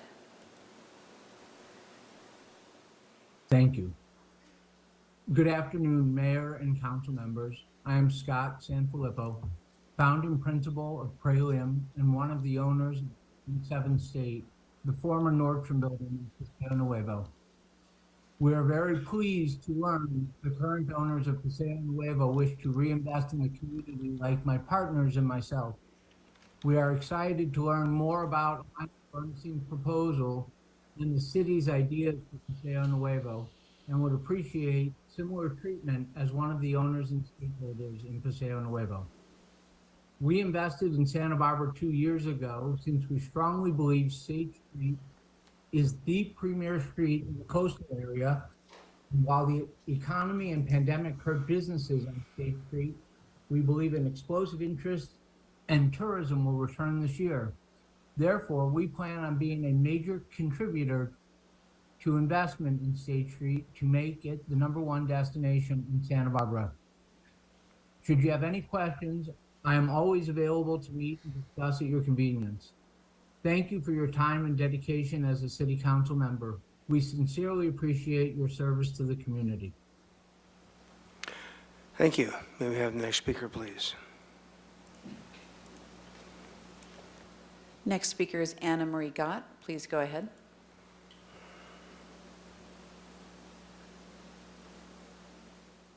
Good evening, council members and mayor. I believe that this item should be continued until next week. The public isn't here to participate, as evidenced by the total of 4 public speakers today. Why? They really were not aware of this item. I only attended today because of a news article that was published today. Perhaps a very well-publicized meeting or workshop needs to happen before you make any final decisions. I have a few questions. Will the demolition and the build-out be staged or completed in one fell swoop? I think that's something that needs to be addressed. I think that you should require a pro forma that is available for the public to review before any final decision is made. You should really look at the amount of retail versus commercial workspace that you would like to see in this project. I really think that needs to be outlined. Do we want all of the commercial space to be retail, or do we want some amount of it to be workspace for traditional companies, for the people that are going to be living in this building? I do believe that we really do need to keep and improve the paseos, as Councilmember Sneddon alluded to. As for the rental units, can we require that the residents work in Santa Barbara, not Goleta or another town? And can we go further to make sure that they don't own a home or any commercial space elsewhere? Finally, I think it's really past time that we revise the land uses in the downtown, because you are not getting what you want downtown as it relates to housing as things stand right now. Private property owners are simply not going to build housing if they can hold out for another tenant or convert the commercial space they have to another use, such as a hotel. And I think that is one of the big items that you need to address here in the downtown, because you are not going to get housing other than this large, property possibly, unless you make some, additional changes. And I think that needs to go with reducing the commercial uses for properties downtown. Thank you. Thank you. Next speaker, please.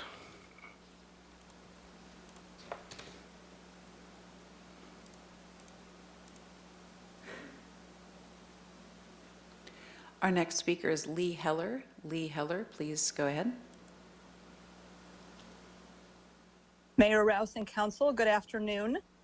I had the pleasure this morning of listening to Ms. Elander talk about State Street on Santa Barbara Talks, and then went down to State Street to have lunch with some longtime local friends and to admire the new businesses, the new retail that's opened on State Street. We ran into Councilmember Jordan and talked about this item briefly and decided to take a walk through Paseo Nuevo to visualize what it might mean to change things. We were really excited by the dynamism of the food court Paseo, and of course charmed by the main Paseo, which remains a kind of community core, but the rest of it, we all noted, is dead in terms of shopping.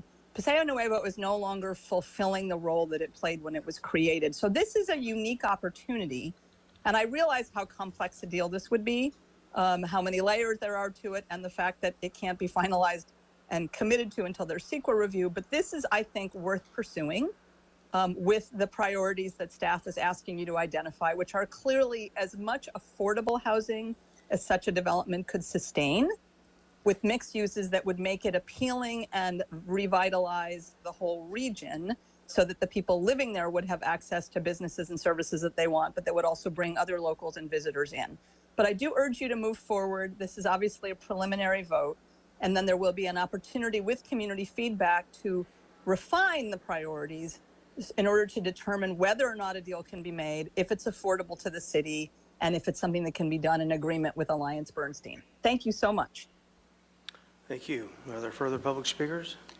Yes, Mr. Mayor. One last public speaker, Lee Heller. One moment. That was Lee Heller. Oh, I'm sorry. One more after Lee Heller, and that is Frederick Jenka. And Frederick Jenka, please go ahead.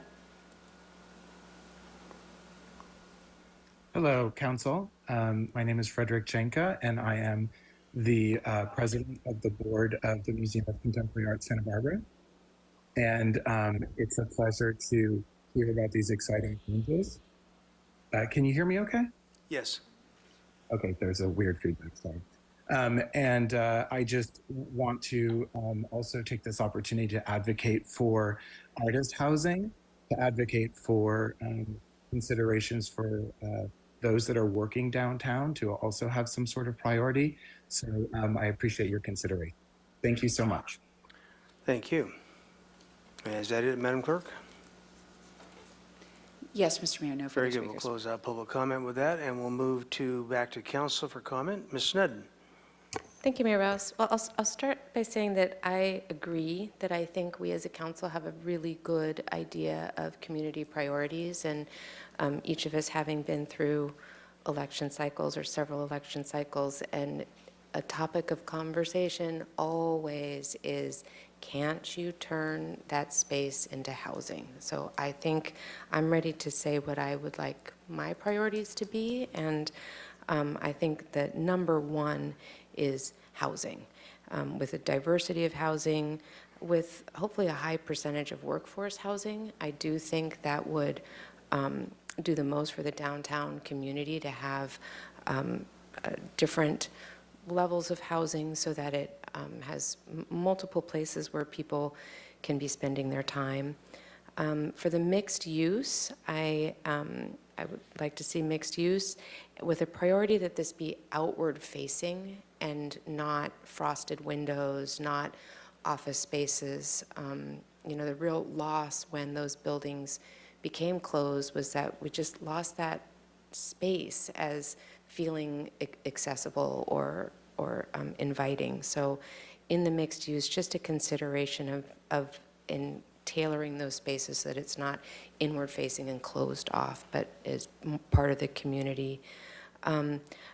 Really an important priority is the public space for community art, and the loss of the performance space and the gallery space. And even though we have other theaters and other places, those are really tailored toward, local dance companies doing a local show for families to see, or local storytellers, or it just has a different feel than larger spaces. So I think it would be actually great for the living community there if there was that space. So I think that might not be a contentious priority because I think it would suit both needs. But put that there. And then the Paseo system through there, it enlivens that space. It creates a connection point through. And to Councilmember Friedman's question about that middle portion, the civic space at the State Street Master Planning, a few of us said we weren't really comfortable with calling it the Civic Center or the Civic, maybe it hadn't made its identity yet, pending what might happen with this larger space. So they're very much in interplay with each other. So I think having a priority be that those paseos stay connected through is important. And then that it look and feel like Santa Barbara and the El Pueblo Viejo design standards, which I imagine local architect would already be well familiar with. Thank you. Mr. Friedman. Thank you. First, I want to thank our city staff, in particular Ms. Bjork, for going down this path and working to get this this exciting new opportunity for us. In my thoughts, this might be the most consequential decision that I'll make in my entire service on council, because we're going to set up something to go forward that pretty recently we didn't even think it was possible. And it will, if we're able to go down this path and redevelop it this way, it will reinvigorate the city for decades to come. So I think it was a testament to our staff that they're able to work and work with our consultants on this to come up with this information today and then continue to do that. So just briefly, in terms of priorities, I'm in agreement with Councilmember Sneddon. I think she is a lot of important that build the community in what she described. I'm in particular housing, looking at those opportunities to maximize it, including workforce. A lot of, if we can, not prioritize, but get a significant number of 2-bedrooms. I'm worried that if we maximize out on studios and 1-bedrooms, we'd be missing opportunities for those who live down there once their families grow and they have children, that we would be missing opportunity if it was all 1-bedrooms or studios. So a mix of not only income levels but also the types of units with bedrooms. And in terms of the mixed use, smaller spaces for retail and other uses than what's currently down there, because I think if we're able to have these smaller spaces to these niche local businesses that might not need a lot of space, then they're able to make the rents affordable because they're not using that extra space. So, or that paying for that extra space they don't need. So, and then we'd be able to get more local businesses that are unique to Santa Barbara and those that live here. And then I am open to looking at, as through this process, going higher to the 60 feet or close to it. Right now, if it's 48, and if we went higher, we'd have to look at it. But if there's a way as part of streamlining the process where we can have that discussion, I think it's worth having. For one, I think this particular property, if we were to go higher, because it's not right on the streets, I think, and there are some taller buildings right around it, it would help facilitate more housing and more opportunities there. I just want to know exactly what the trade-offs would be, but I'm open to having that for this particular property, that 60-foot discussion kind of up front or beyond the 48, let's put it that way. And then, again, accessible public open spaces, the paseos, the connectivity, and for the arts as well, art and public spaces would be very important to that.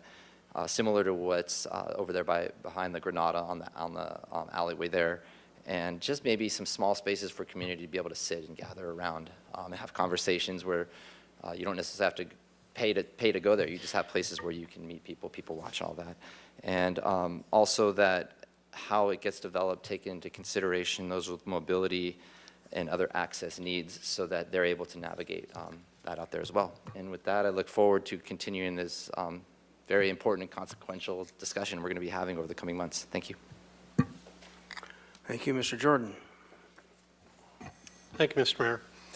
Mayor. You'll see some similarities here. In addition to the paseos that were talked about, it'd be really nice to have upper level paseos too. I imagine there's going to be a 3 or 4 story development through parts of it too, and to carry those paseos similar to they exist now upwards would also be great. And I wrote down totally north, south, east, west. We have a total east-west right now, but we run into the big monster building going south, and I think we should just be you can wander through your quarters, but quartering that block on more than one level. Rooftop open space, and a design that does not, by design, does not give you any rooftop open space would be something I'd frown upon. So the extra effort to take into advantage and capture that space, either just for park, open space, community space, or space for the unit owner, the renters there also, not to just take the easy way out and put everything utilitarian up on the roof, but to actually work it so you're getting that space. Well, I'm sure this goes without saying, but as you look at it now, much better street presentation than on Chapala and Ortega. Those are the backsides of the body of that Paseo right now.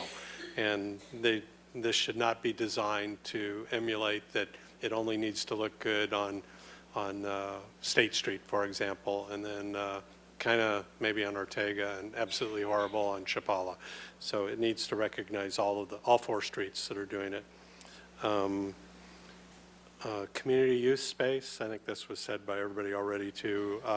A small plaza like the existing or even better. So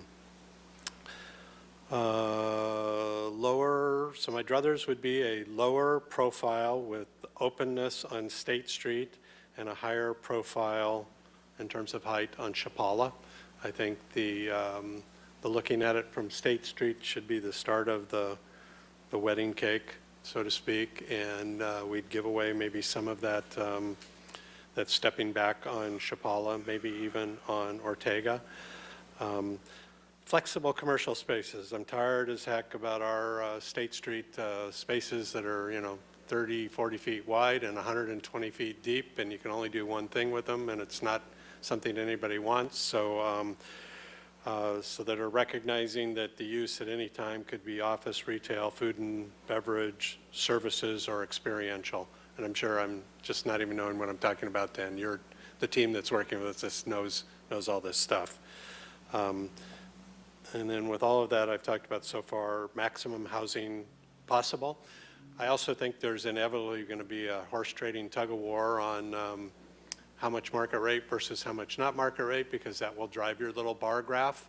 And I think that'll be a tough come to Jesus conversation between all of us on what's the big picture importance in that particular location getting some type of affordable housing, or in that particular location having a very, very successful, sustainable project. And there's going to be a trade-off in what type of housing we want there, I think.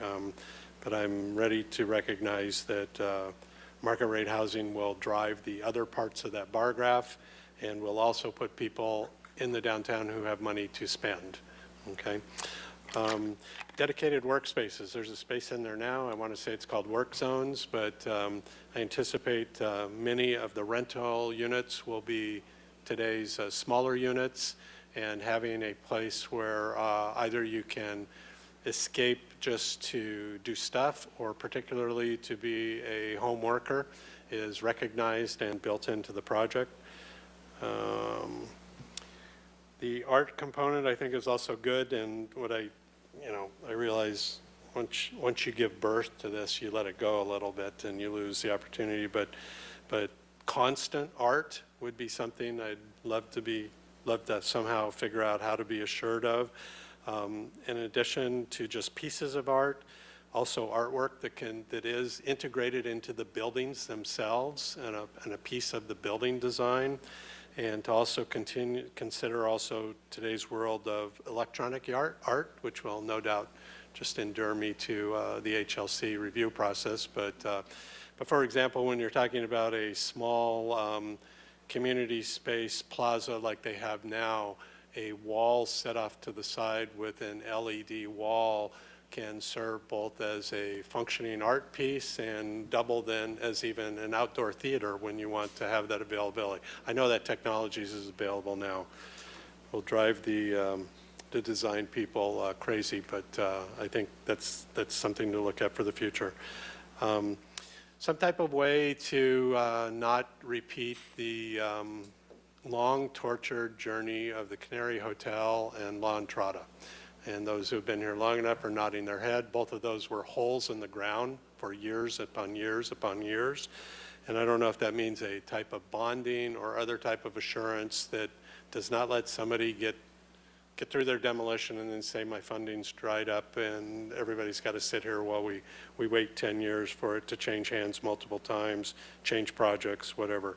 But some way of assurance that when this thing starts, we're not left with a portion of a project. Full-time residents only. I think it goes without saying, no short-term vacation rentals in this complex, no boutique hotel. I think we should be maximizing our space either for customers or residents. And then I totally agree on the need to get out early in front of height designation. Height kills or leads to a successful project here in all of our city. And saying we're just going to go into this with our blinders on and what the current code would allow, if that's 45 or 48 feet, is just suicidal. And if that means it needs to be a political decision, I'm ready and want to hear what that looks like and how it benefits the project and what that height is. I don't want to get in a after work is done, it can't work and it can only work this way, and we didn't set that stage initially. That's my small list. Thank you. Thanks for the opportunity to do this, too. I am also very, very excited about this project. Thank you, Mr. Mayor. Thank you. Alejandra Gutierrez. Well, I'm going to keep my comment short. I want to thank city staff, city administrator, and the city attorney's office, because actually this project has been in my mind during COVID, and that's the first time I actually met Sarah, and I was really concerned about what are we going to do. And it's the first time I actually learned about real estate and the city charter. So I'm really, really excited about this proposal. And I think the community is in need of more housing. And it's difficult in the city because we don't have the space that our neighbor cities have. But I agree with everything my colleague said. As a local, I've had the pleasure to meet local business owners that have had the opportunity now to have a space at Paseo Nuevo because of the situation we're in. So the lease owners have been very flexible. My only concern is that when now this place turns into a diamond piece and everybody wants to come in and the economy gets better, that those that are there now might have a harder time staying. So if there's any way that we can preserve those business owners, especially the ones that are there that have gone through the pandemic and are still, and it's a sense of pride being raised here, especially a person of color, and making it as a business owner. So I just want to, if you guys can keep that in mind and somehow we can think of those business owners. Thank you. Ms. Harmon. Thank you, Mr. Mayor. Well, I too am going to start by saying that I'm so excited about the possibilities of what you've brought forward, and I really, really appreciate the work, Ms. Bjork in particular. I, like my colleagues, had all but given up seeing movement here, certainly during my term in office. So that we are having this conversation is incredibly exciting and much desired from the community. And when I talk about my priorities, you will hear me echoing virtually every priority that was already stated from our colleagues. And to me, it's pretty rare that I think we have consensus up here, and the fact that we do is actually reflective of the community consensus. And so even just hearing sort of the consistency with which we've said, this is a priority, this is what we want to see, gets me even more excited about what's to come, because I think it really is reflective of what's being spoken about out there amongst our constituents, our friends, our neighbors. You know, this is what people want to see, and this is what we're hearing across our entire community. So it's very exciting. I think I can be relatively brief because I am just kind of going back over. Obviously, the more housing, the better from my perspective, I really want to see a good mix of income levels, workforce housing, affordable housing, but to me, a mix is critical in this space. I also want to see a lot of different apartment types. I appreciate that, not just studios for the affordable units. I mean, let's really be as thoughtful as possible about that. And I also don't want to see all of the workforce in building A and everything else in the other buildings. Like, let's really try to have something that's coherent and reflective of who we are as a community, not, everybody else go down here and the market rates get the nicer amenities and the better facilities up here. That's very important to me, that there's equity amongst the residents, whether you are in an income restricted or workforce restricted housing unit or you are paying market rate. I agree, no boutique hotel, no short-term or interim use. That almost goes without saying, but that's very important to me. I also agree with the need to come to agreement about height from the very beginning. I think that is a good point that's been made. Let's set this up for success, and I think having that conversation early on is critical so that we don't put in all the work and continue to get excited about the possibilities only to get to a point where we just don't see a path forward. So I would very much support having that conversation as early as possible, and agree that it may be a political decision that needs to be made, and I too am ready to make it as necessary and depending on what we see. On the point of integration, this is something that I really hope to see. It's almost hard to describe, and what I don't want is a development that's separate from our downtown. It's important to me that we have integration, and we've spent a lot of time talking about let's get housing downtown so folks can use State Street and downtown as their living room. Yes, let's actually do that. I don't want to see, and it would not be a success to me to have a development there that is not integrated fully, whether we're talking about Ortega, Chapala, or State into our downtown. This really does need to be something to me that flows, and whether that's through the paseos or some other mechanism, it's a design question, yes, but I think it's more than that too. So that is a priority for me, and I think there needs to be conversation. I don't know at what point, I don't know how it's done, but the State Street master planning process, as others have mentioned, I think has to be in concert with this. They are certainly in conversation at least, and that's maybe more of a question that I would put to staff that is of interest to me, and how do we ensure that that conversation takes place? How do we do that integration? And I don't think it's it's as easy as just saying it's a design question. Maybe it is, but that's something that I would need some more color on, and would certainly need to hear from the developer team that they understand what we mean and what that feeling is when we're talking about integration. Agree, community use spaces, public art, everyone said it better than I could, totally on board with that. And then the final point I want to make is maybe a little bit nitpicky, but I'm going to make it anyway. A lot of the projects that I have been involved in over the years, outside of council and government work, but developer team will go through a process of getting a project entitled, and at that point, sell. And I totally understand the reasons why a developer would do that. It often makes good financial sense. I also know that we cannot prohibit that sale, but it is very important to me that if we are making this decision to move forward with this developer team, in part on the basis of their expertise, that we have commitments from them to see it through to the extent possible. And so what I would really be disappointed to get through this process with this team, to build trust with this team, and then have it sold. If that is something that comes to pass, and again, I understand there are financial realities and we can't prohibit it, I want to make sure that we have a say in the buyer to the extent contractually possible. I would like to avoid a situation like we've found ourselves in with the ground lease, where transfers can happen and we have essentially zero control over the transferee.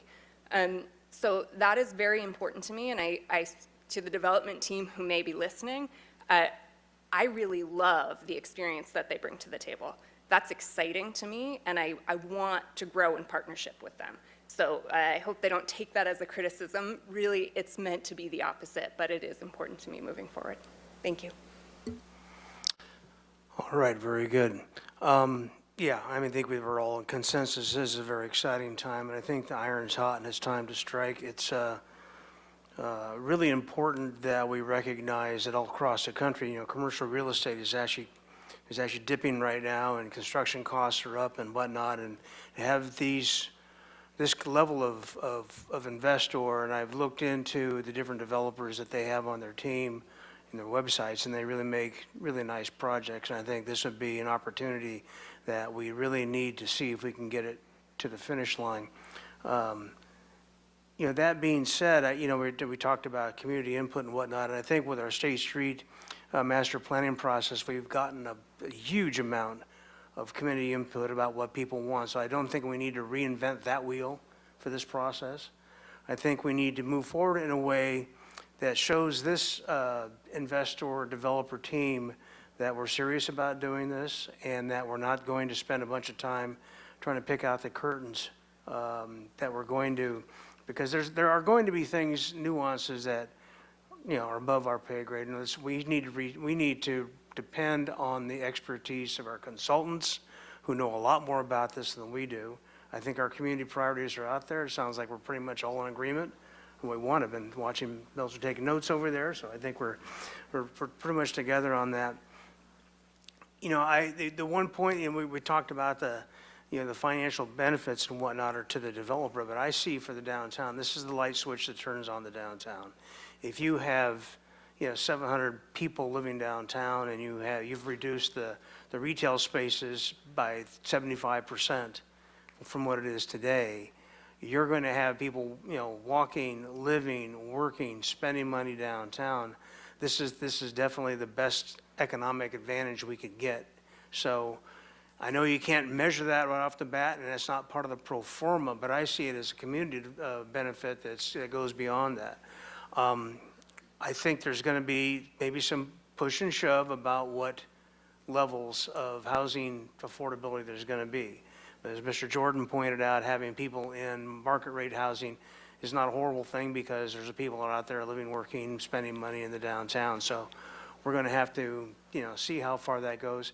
As I recall, Mr. Henschke, if I'm not wrong about this, aren't there already some, in this kind of transaction, once again, the Surplus Lands Act, does it have anything to do at all with what types of affordability covenants you must have on a project like this? Are they involved in that at all, or is that a separate issue? Honorable Mayor, members of the City Council, it is an issue when you're using the Surplus Lands Act, what levels of affordability need to be included in a project. We're trying to avoid that, yeah. One of the challenges that we're dealing with, and again, we're not describing this as a sale of surplus land. We're describing this as the use of a city asset to accomplish a public benefit that the council wants to achieve for the community. And so I'm trying to be very careful in the words that I choose in saying this. It is something that I will be working on with Mr. Lyon to make sure that we thread that needle. Right, and I'll go back to that public-private partnership thing, which I think is really the way to look at it. So, you know, given, like I say, given the market vagaries and the things that are going on now, this is going to be a very, very substantial investment on the part of AB. And that bringing this home in whatever we can, obviously not giving away the store, but trying to make this, trying to not chill any enthusiasm for moving forward with this, is going to be incumbent on this council to understand that, and understand that we need to work together and row towards the same shore and be a partner, not a hurdle, when it comes to bringing the home, because this would be the best thing that we've done as a body for this community if we can pull this off. I have no doubt in my mind. So with that, did you have another comment, Mrs. Gutierrez? I wanted to make a motion to Okay. move this forward. That's fine with me. Please do. I want to make a motion to move staff's recommendation forward. Okay. Is that a second from Ms. Harmon? Everybody, I think everybody's got the motion. I think we're rowing that ship towards the shore. All right. A motion by Mayor Pro Tem Alejandro Gutierrez, seconded by Councilmember Harmon for the staff recommendation. Go ahead and start the vote.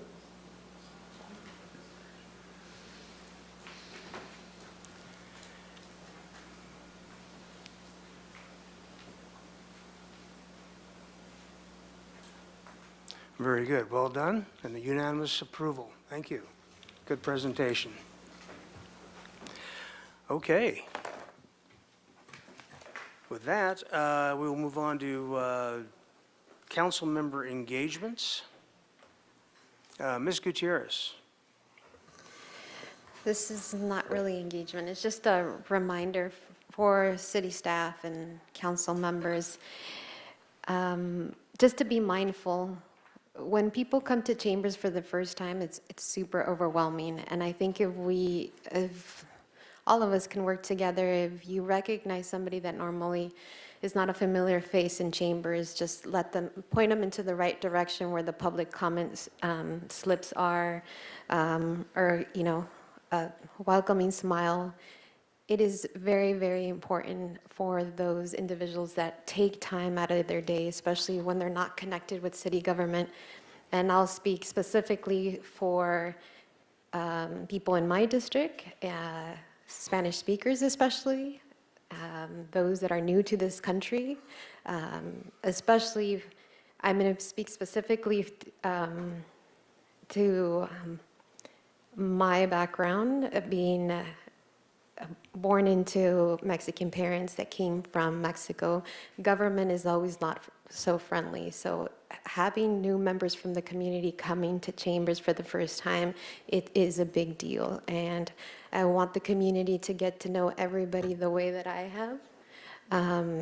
So when we have those chances of opportunities to engage with the public for the first time, and we just could make it meaningful. Thank you. Mr. Friedman. Thank you, Mr. Mayor. Thank you for those comments, Mayor Pro Tem. I just attended the Eastside Library's 50th anniversary celebration. That was a great event, and thank you to all those attended and came up from the community, and Ms. Caliente and all of the staff from the library and the Eastside Library for putting on such a great community family event. And then also attended the open house for Noah's Anchorage. They had some significant remodeling done, and that's it's a great addition to the facility that provides just safe spaces for transitional age youth who are homeless or have other challenges, where they're able to come to a safe space. And the amenities there are so much needed, and it was great to see all the work that went into that facility. Thank you.